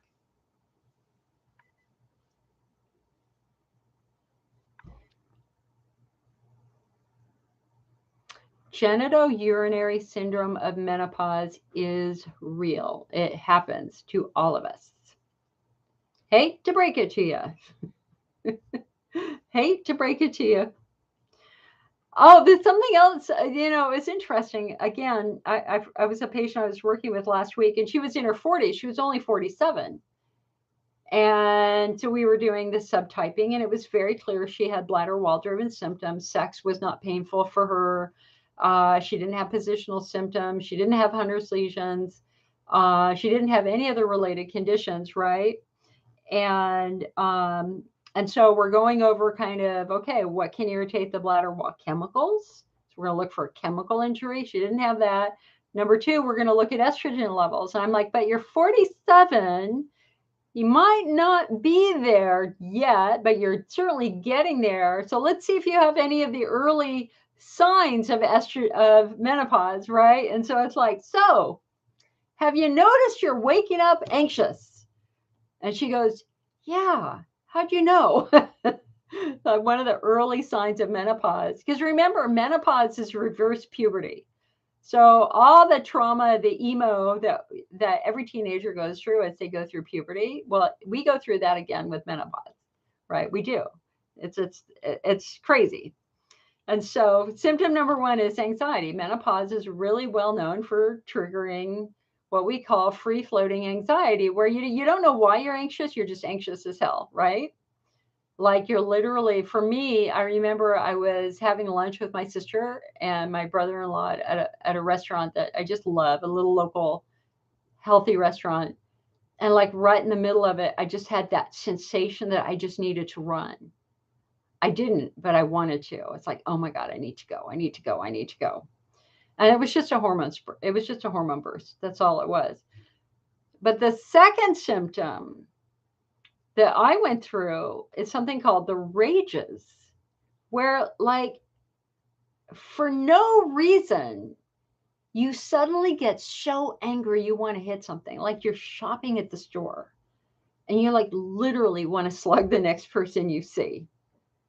And of course, you never do. I never hit anybody. I've only hit one person in my entire life, and that was over a horse when I was like 15 years old or 14 years old. I certainly never acted out on this, but I went through several years of just having 15 minutes of crazy anger just suddenly appearing out of the blue. And I would just ask, then you'd ask yourself, why am I angry? And there's like no answer. I have no idea why I'm angry. And it's not just minor anger. It's like, oh my God, I want to slug somebody right now so bad. Like I need to hit somebody. And then 15 minutes later, it's completely gone. And it's freaky. I'm a gentle person. I don't hit people. And it was really upsetting me to go through, have the anxiety and have this. And I was talking to my OBGYN and it's like, Jill, don't you know you're having the rages? And I'm like, oh, really? And he goes, yeah, that's just your hormones getting all random. It's like, oh, I had that for about 5 years and it went away. So anyway, getting back to this 47-year-old that I was working with, it's like, so do you have the rages? She goes, oh my God, yes. So bad. Like literally every day I want to hit somebody. And it's like, okay, you're definitely in perimenopause, which means your estrogen levels are now getting very random, which means absolutely this is going to affect your bladder and your urethra and your vulva and your vagina. So perimenopause, remember it happens if you have endometriosis and they put you on a chemical menopause with Lupron, you're going to go through it. If you've had a hysterectomy in your 20s, you're going to go through it then. It's fascinating that as the female body goes through menopause, you would think that the ovaries would gradually shut down over time. They don't. What happens is they become very, very random. So you can have triple estrogen and then no estrogen. I mean, it's like up and down, up and down, up and down. And it's these big swings that drive the emotionality and all that sort of stuff that happens, the tears and the anxiety and the anxious. That's just being driven by your ovaries getting really, really random. There's a fabulous book I recommend to everybody.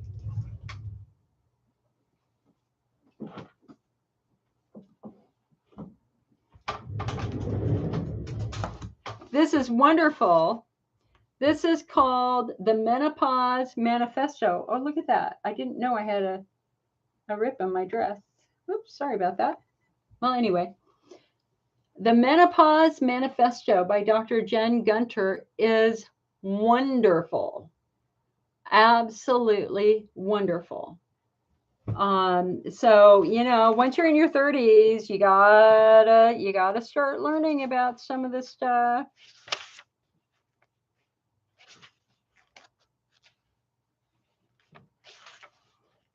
Let me see if I can find a little tidbit here.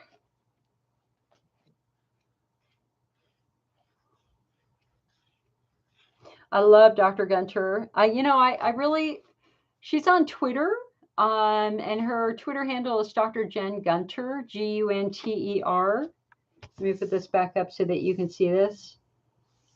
Dr. Jen Gunter. You know, she's really bold. She's done some fabulous TED Talks. She has an amazing podcast with the TED Foundation that they produce for her. I just put one in our IC Network newsletter that went out last night on how much water do you need to drink.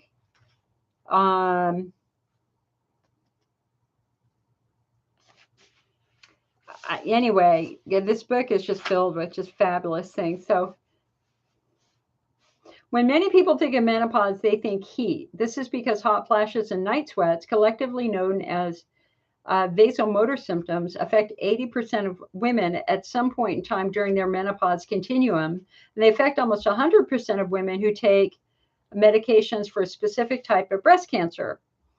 Hot flushes, also known as hot flashes, although I prefer the word flush, as for me, flash evokes an instantaneous event, while flush feels like something that lingers for a few minutes, which is typical of this experience. My absolute favorite term is hot bloom, which, as we discussed in chapter 2, dates back to the 1700s. To me, it really means as if heat is welling up inside my body and blooming out of my head. Some women like to call their hot flashes power surges, and whatever term works for you is fine. After all, it is your experience.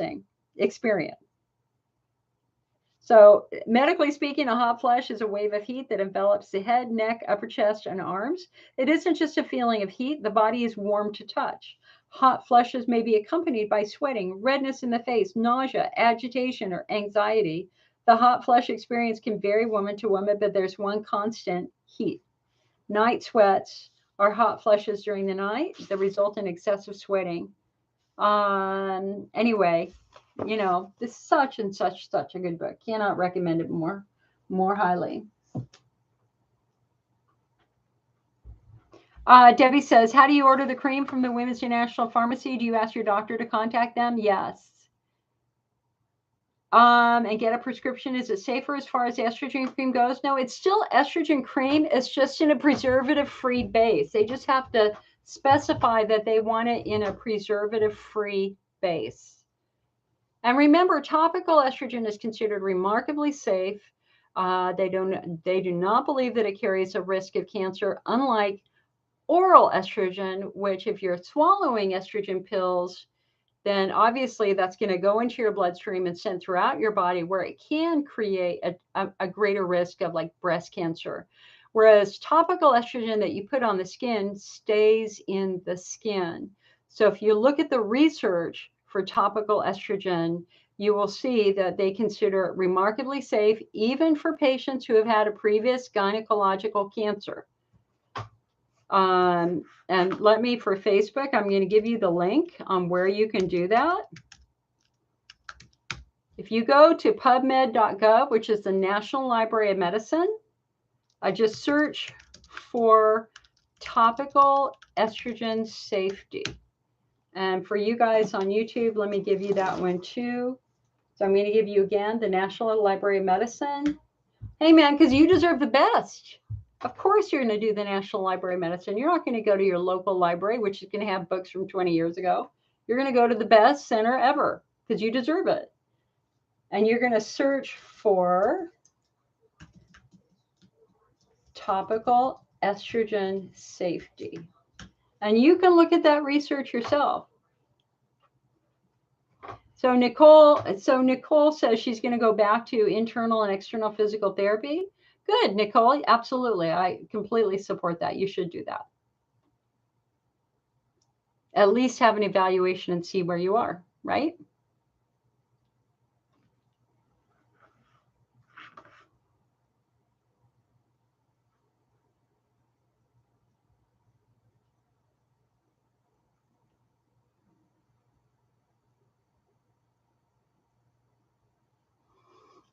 All right, come on. Challenge me. Give me questions. Give me some questions. You've slowed down. If we're done, we're done. That's fine. I'll go work in my garden.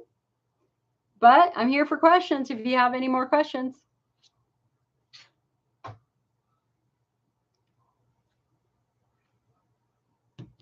I've just been in kind of a loop right now caring for my mom. So I don't have a lot prepared, to be quite honest. Hopefully things will calm down. I don't know.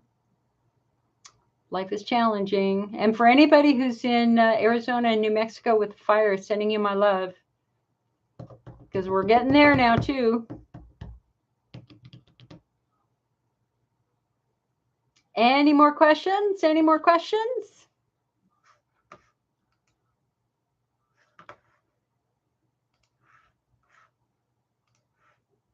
So for that patient who wanted me to call because her daughter was in the hospital. Ah, there you are. Wow.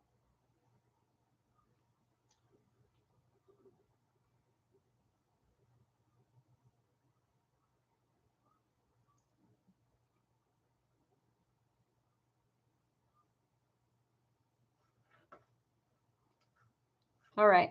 Last call for questions because I'm going to. How long does it take to recover from a Hunner's lesion fulguration? I'm going to say 2 weeks. I would hope that you would be more functional in like 4 days. I would expect that the first 3 to 4 days are going to be fairly challenging. Your bladder's probably going to be pretty tender. I would want you to be very careful with your diet. Eat the most bladder-friendly foods that you can while you're in that healing process. But healing is always happening. The bladder does start to heal. Things will get better. Fulgurating lesions is an important therapy. It closes the wound. And so the odds are you're going to be feeling much, much better.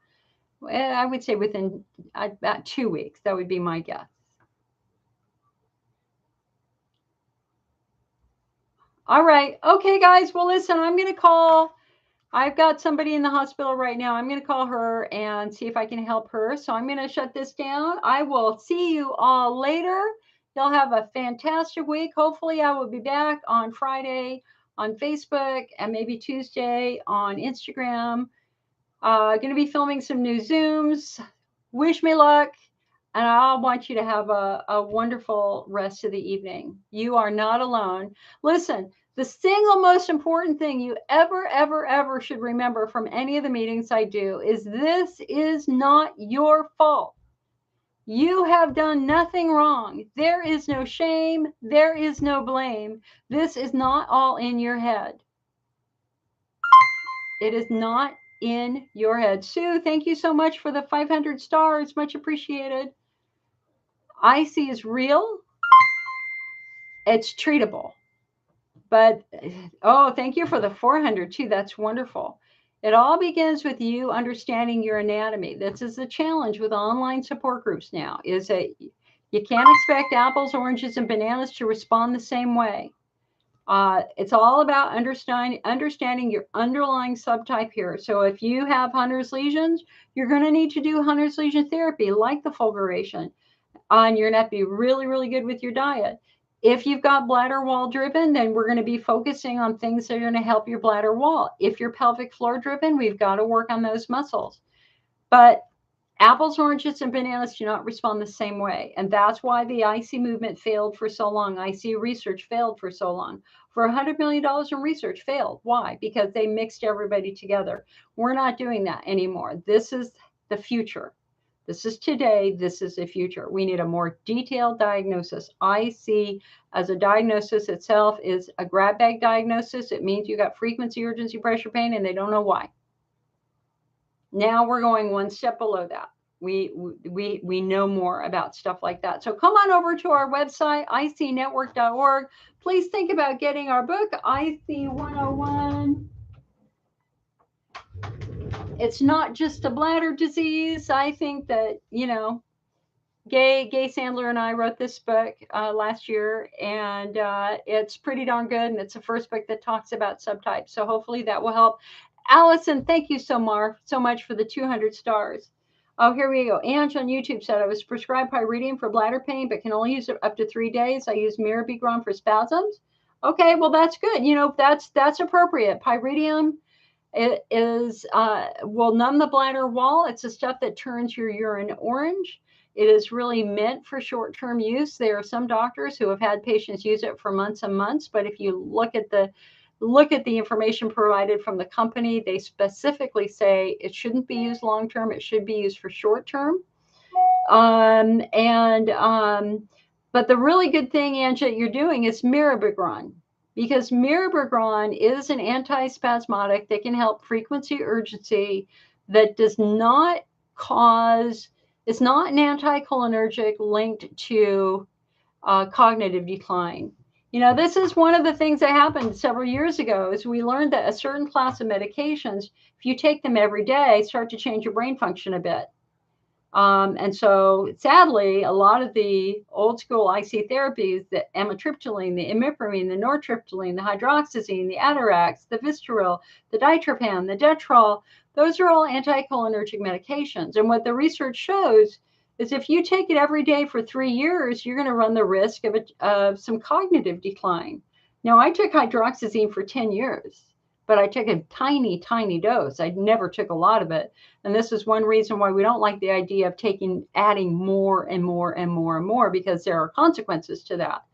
But that said, now that, especially if I was going to say, especially if you're older, but even if you're younger, if you do have to use something that's like an antispasmodic, mirabegron is the right thing to do, because it has the same effect, but it is not an anticholinergic, and it protects your body a bit more.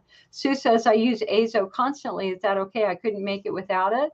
Well, Sue, it's not meant to be used that frequently.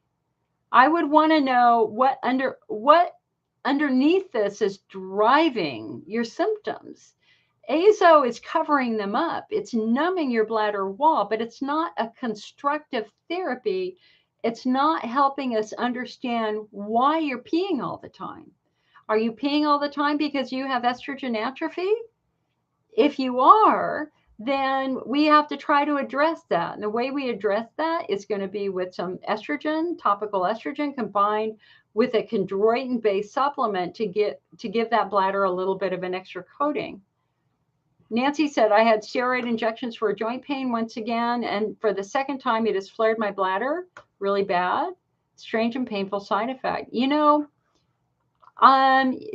injections have the potential of triggering discomfort. I've had 2 steroid injections into my SI joint, and then I had a steroid injection last year into 2 discs in my back. Whoo! I got to tell you, I had pain from that for 2 months. I never had that pain before. It was after the steroid injection that gave me that pain. So I'm not surprised.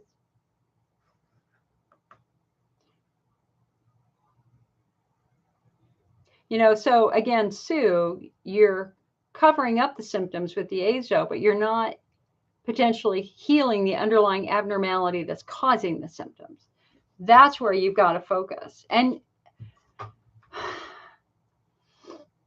as easy as it is to go, I'm thinking about the patient I was working with who was drinking all the Coke all day, or she was drinking Coke and coffee all day. And I see this every week, literally every day. Patients are just focused on, I need this, I need this, I need this to get better. I need this to get better. I can't make it if I don't have this, whether it's pain medicine or azo or something like that. And we always want to kind of take a step back from that and go, well, wait a second. All you're doing is you're treating a symptom. We still have to understand the underlying cause. We have to understand the underlying cause. That's where you got to focus your time. Because if it's your pelvic floor physical therapy will make it go away. Sue says, I've had lots of tests and procedures. You have a burning urethra and up the canal. Which canal? The vaginal canal or your urethra? Because again, with Sue, when we look at a burning your urethra, we're always going to be looking at estrogen atrophy as a very first suspect. I have a really good blog on our website, The 7 Causes of Urethral Pain. Okay, so Sue, number one, how long has this been going on? How long have you had burning in your urethra?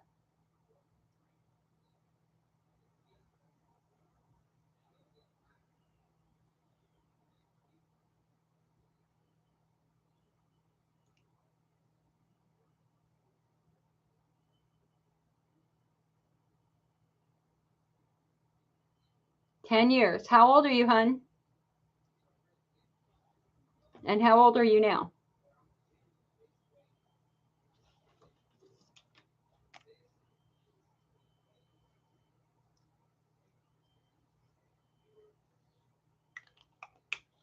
All right, girl. So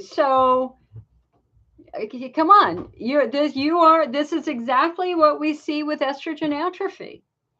The urethra is a canary in the coal mine when it comes to your body changing with the loss of estrogen.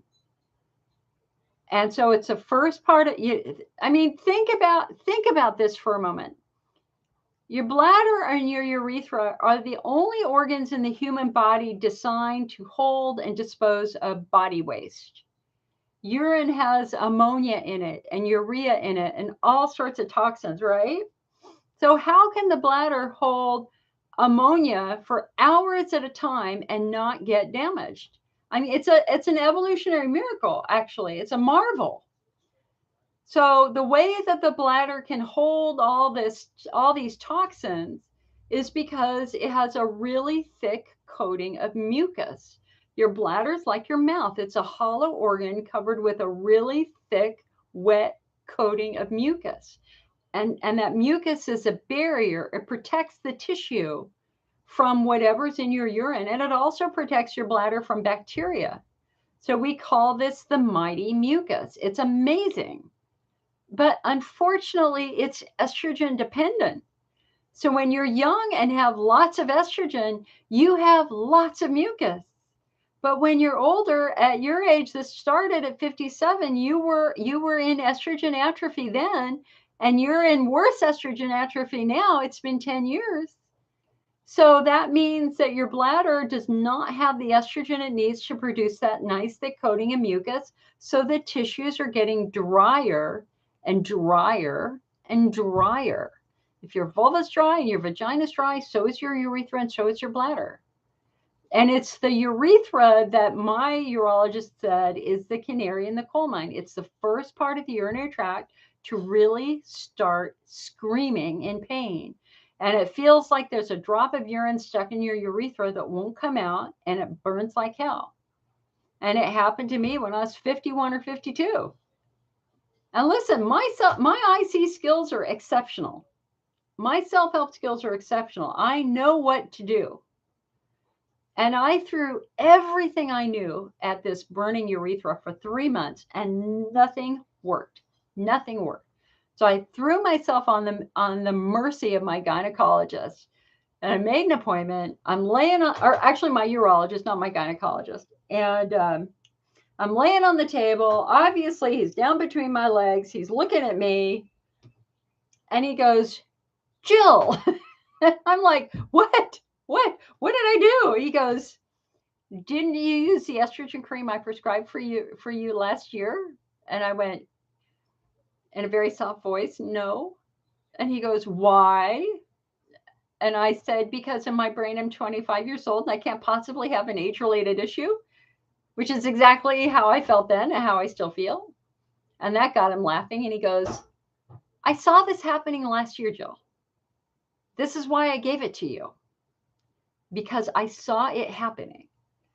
And so he re-prescribed the estrogen cream, and he said, "I want you to put a pea-sized drop of estrogen into the entrance to your urethra 3 times a week, and let's see if we can give that tissue what it needs to produce more mucus." And within 2 weeks, all the urethral burning was gone.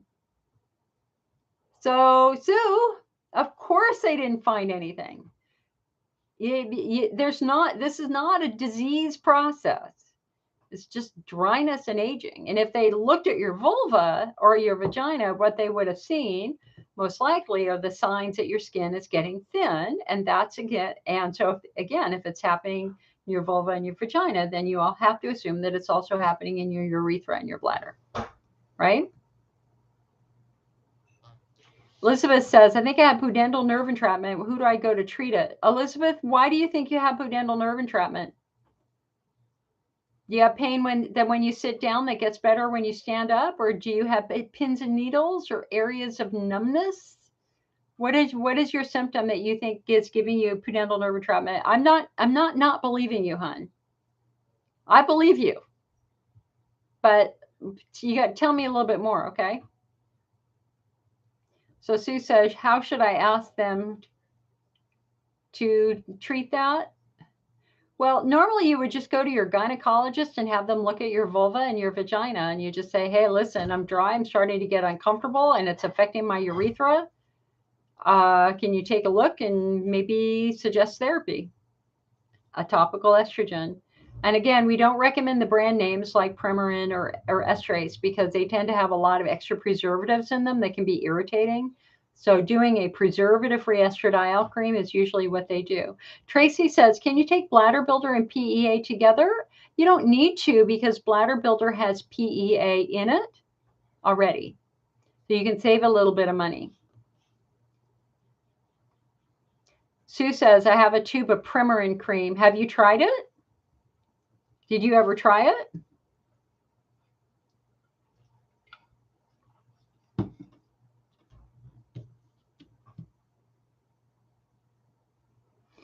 So they gave it to you, and so I guess the question is, you're going to be in the same circumstance that I was in, and that is, did you use it? And it doesn't sound like you did if you still have it too. So I think it's time to have that discussion with your doctor again. Other things that we would look for urethral burning are going to be, number one, you got to remember because your skin is dry, any chemical you put on it is going to burn. And so we want to look for chemical irritation of the urethra from a mini pad. If you wear mini pads or maxi pads, or, we all have at one point in time worn mini pads every day just because. And those super, super thin mini pads, actually the way they absorb water is through a chemical layer. And what happens when they get wet, the chemicals gas off and irritate the skin. So you got to be careful with your mini pads. You got to do a chlorine-free mini pad, or not wear a mini pad at all. Also, what laundry detergent and bath soap you use. My dear friend Diane, who helped me start the IC network, and sadly she's gone. We lost her. She was actually taken from us years ago. I went to visit her in New Jersey, and she washed all of my clothes with fabric softener. Because I'm a redhead, so I'm really, really sensitive. She wasn't as sensitive as I was. Fabric softener is evil. And I felt so bad. I actually didn't say anything to her. I just, what did I do? I think I just rinsed him out. So anyway, fabric softener would cause urethral burning for me. Tide soap, Tide laundry detergent, Cheer caused urethral burning for me. So we want to look for chemical irritation. Another thing we want to look for is tight pelvic floor muscles. Because if your pelvic floor muscles are tight, they wrap around the urethra, your levator ani muscles. And so your urethra starts getting squeezed by really, really tight muscles. So if you're noticing that your urine is not coming out easily, or you're stopping and starting, or kind of dribbling, or it's just not a normal, healthy flow, then we really want to look at what's going on with your muscles. And then we also want to look for an infection of the periurethral gland. Your urethra is roughly the size of your little finger for a woman. For a man, it's much longer, but for a woman, it's fairly short. And halfway up your urethra, on the outside of the urethra, is a little sea sponge like gland that circles the urethra that's called the periurethral gland. It's the prostate gland. It is the female prostate. It is a homologue of the female prostate. Of the prostate. So when they take samples of the periurethral gland, it is identical to male prostate. So we women, we actually do have a prostate gland. It's called the periurethral gland. And like the male prostate gland, it can easily become infected, and it becomes kind of like a deep pimple. The prostate, both the prostate and the periurethral gland often get blocked. The drainage ducts get blocked, and so it just gets infected, and it feels like a deep pimple, a deep painful pimple. And so I've worked with a number of patients over the years who have actually had an infected gland. And so what they have to do, well, you can figure it out yourself if you just wash your hands really well and stick your finger about an inch up into your vagina and rub it on the front side of your vagina. And if you feel any tender lumps like the size of a pea, it feels like a deep painful pimple, that's an infected periurethral gland. So again, if you feel a lump like the size of a pea that's painful, that could be an infected periurethral gland. So what the doctors will do is they will put something in your urethra, and they will use their finger in your vagina, and they will squeeze it to try to express the fluid out. And when they do that and they culture it, it's amazing, because it's not just one bacteria, it's a whole bunch of bacteria all living in this periurethral gland. So check for that too. You can come on over to the IC Network. I have an article called The 7 Causes of Urethral Pain. You should look at that, because there might be something else we've missed. Trish says, okay, I'm okay. I'm having burning while urinating, at the end of urinating, still on birth control, no periods for 15 minutes. I have a feeling of electric shocks, which I now think are pelvic floor spasms. No, that an electric shock means that you have a nerve that's being triggered, probably from tight pelvic floor muscles. You've been on antibiotics. Oh, wait. You've been on antibiotics for 40 days. You're on your second treatment for UTI, and you've been diagnosed with endometriosis. Well, you need to tell your doctor that you're having an electric shock feeling, and you have to be really specific. Where is that?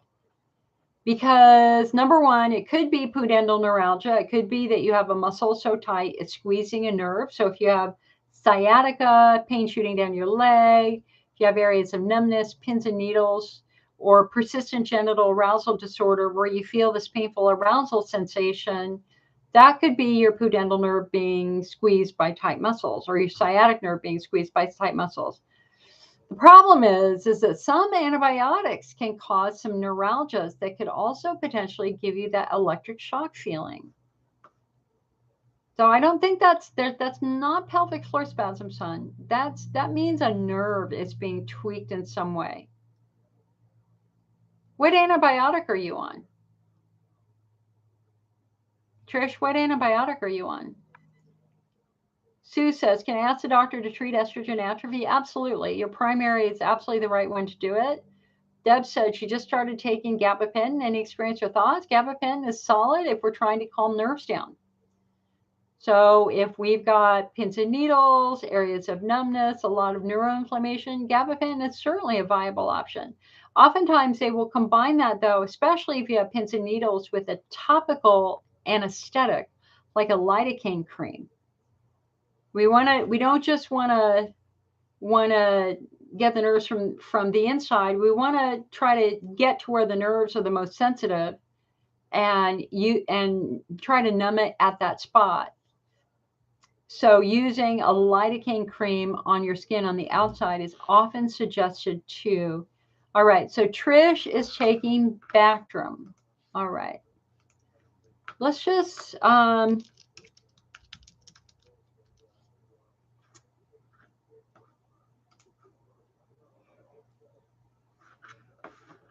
Let's see.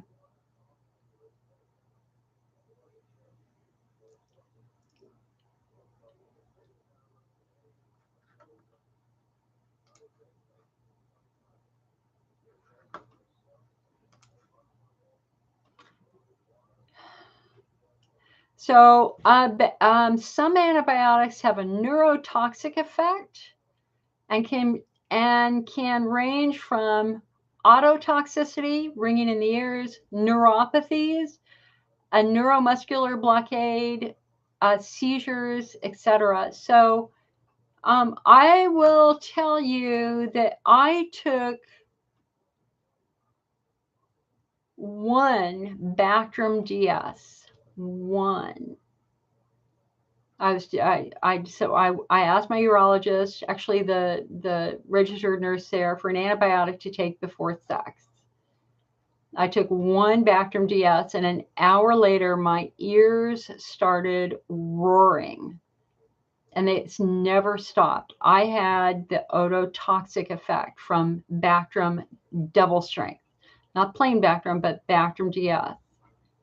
So, um, the antibiotics take the electric shock feeling away, so my urogynecologist thinks it's from UTI.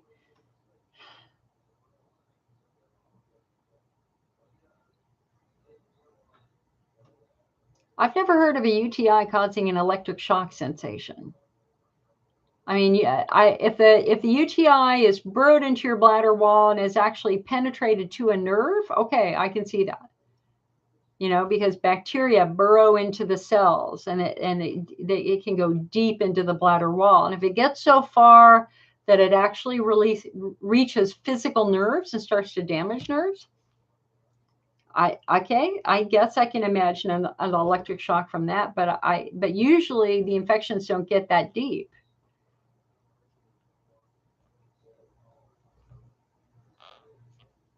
Honey, I would go to drugs.com, and you need to go through the handout flyer for Bactrim and look at the other side effects.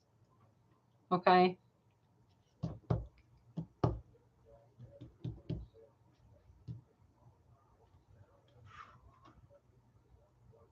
It's tricky. It's tricky,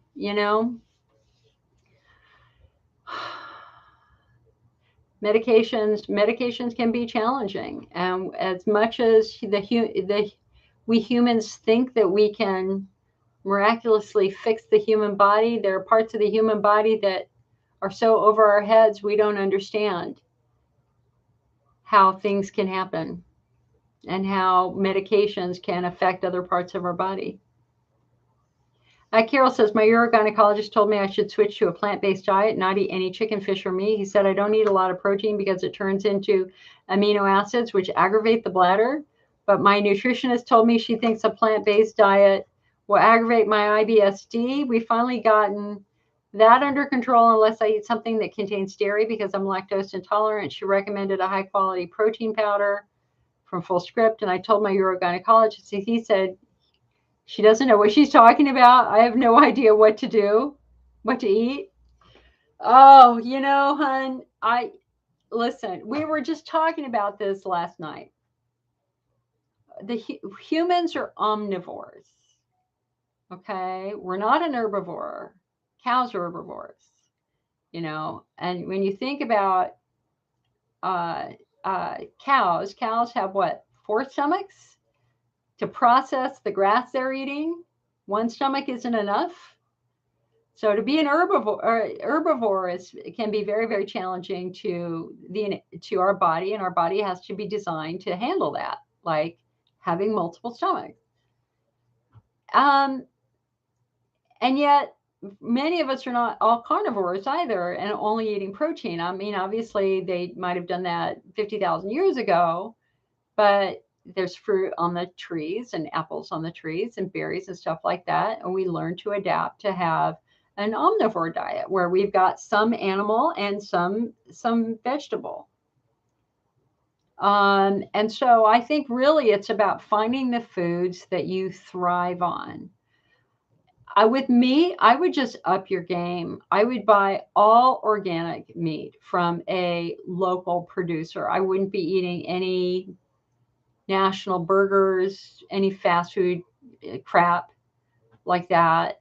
I think that you can buy Rocky the Range chicken, which is organic, and enjoy that, just as I think you should be buying organic fruits and vegetables and eating that. I think it's about just finding the diet that you thrive on. Um,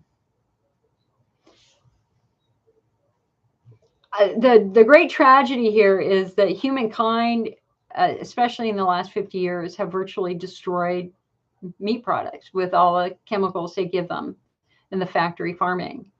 So I think I understand her point about not eating that, but I think we just need to qualify that. And that is up your game and only get organic, high grade meat and see how you do. But I wouldn't be eating cheap stuff.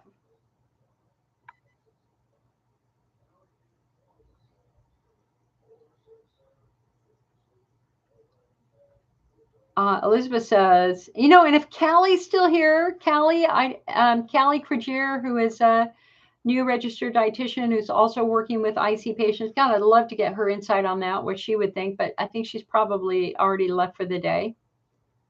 Elizabeth said, I took N-acetylcysteine during the month. It helped me so much during that time of the month with my endometrius pain. Awesome. Awesome. We told that story, that case study in our newsletter that went out last night. If you guys are not getting our newsletter, make sure you sign up for it on Facebook. You can sign up for it right on the front page of our Facebook page, or you can just come on over to the IC Network website and sign up for it there. You get a pop-up window, put your address in there. You guys, I'm very good. I don't send spam. I usually send out emails every couple of months. I respect the fact that nobody wants junk mail. I mean, I really try to give you high quality information.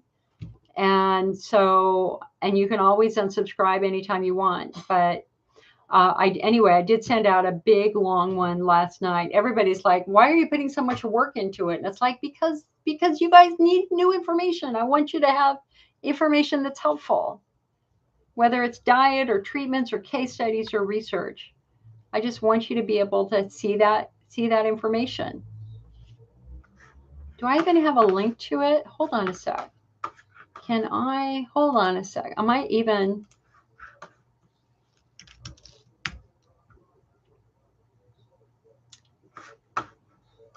I think I can give you guys a link to look at it. It comes through Constant Contact. That's where I keep.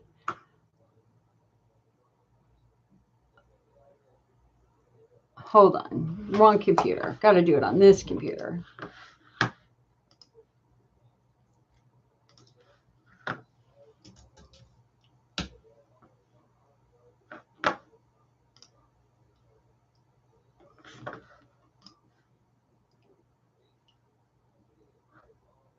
Let me see if I can get a link to it.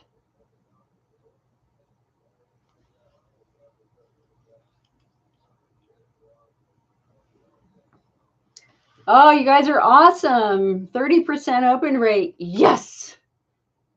Anything over 4% is good. 30% of you opened it. Oh, I'm so glad, because I put a lot of time into it.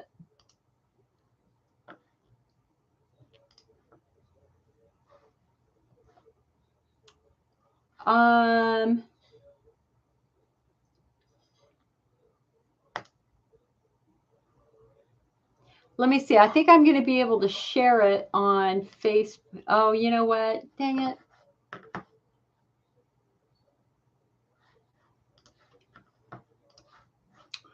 I'll have to work on it. I'll try to post it. I'll try to post it in a blog, or I'll try to put a link on our Facebook page or on my Twitter page. Okay. I just can't do it right now. Sorry about that. And Sue, you said your old Premarin. Please throw that away. Don't use old stuff. If it's past the expiration date, you got to let it go. You deserve the best. You're not old stuff that might not be as effective or might be harmful. All right, guys, listen, I'm going to go. Y'all be well. Have a good one. I wish you the best. And please remember, hold your head up high. Look doctors in the face. Look family members in the face. I don't want you looking down. I don't want you feeling like you're not worthy of care, but because you certainly are. You deserve the best care available. And I want you to walk into your doctor's office confident, informed, educated, and ready to ask different questions, better questions. I don't want you to walk in and say, I have pain down there. I want you to say, I have pain on my vulva when I urinate, or I have pain after urination. You got to be specific, okay? Sue says, what do you ask for instead of, you ask for, Sue, I'll write it down right here, an estradiol cream, preservative free, from a compound. And let's see, hold on. You usually get this from a compounding pharmacy.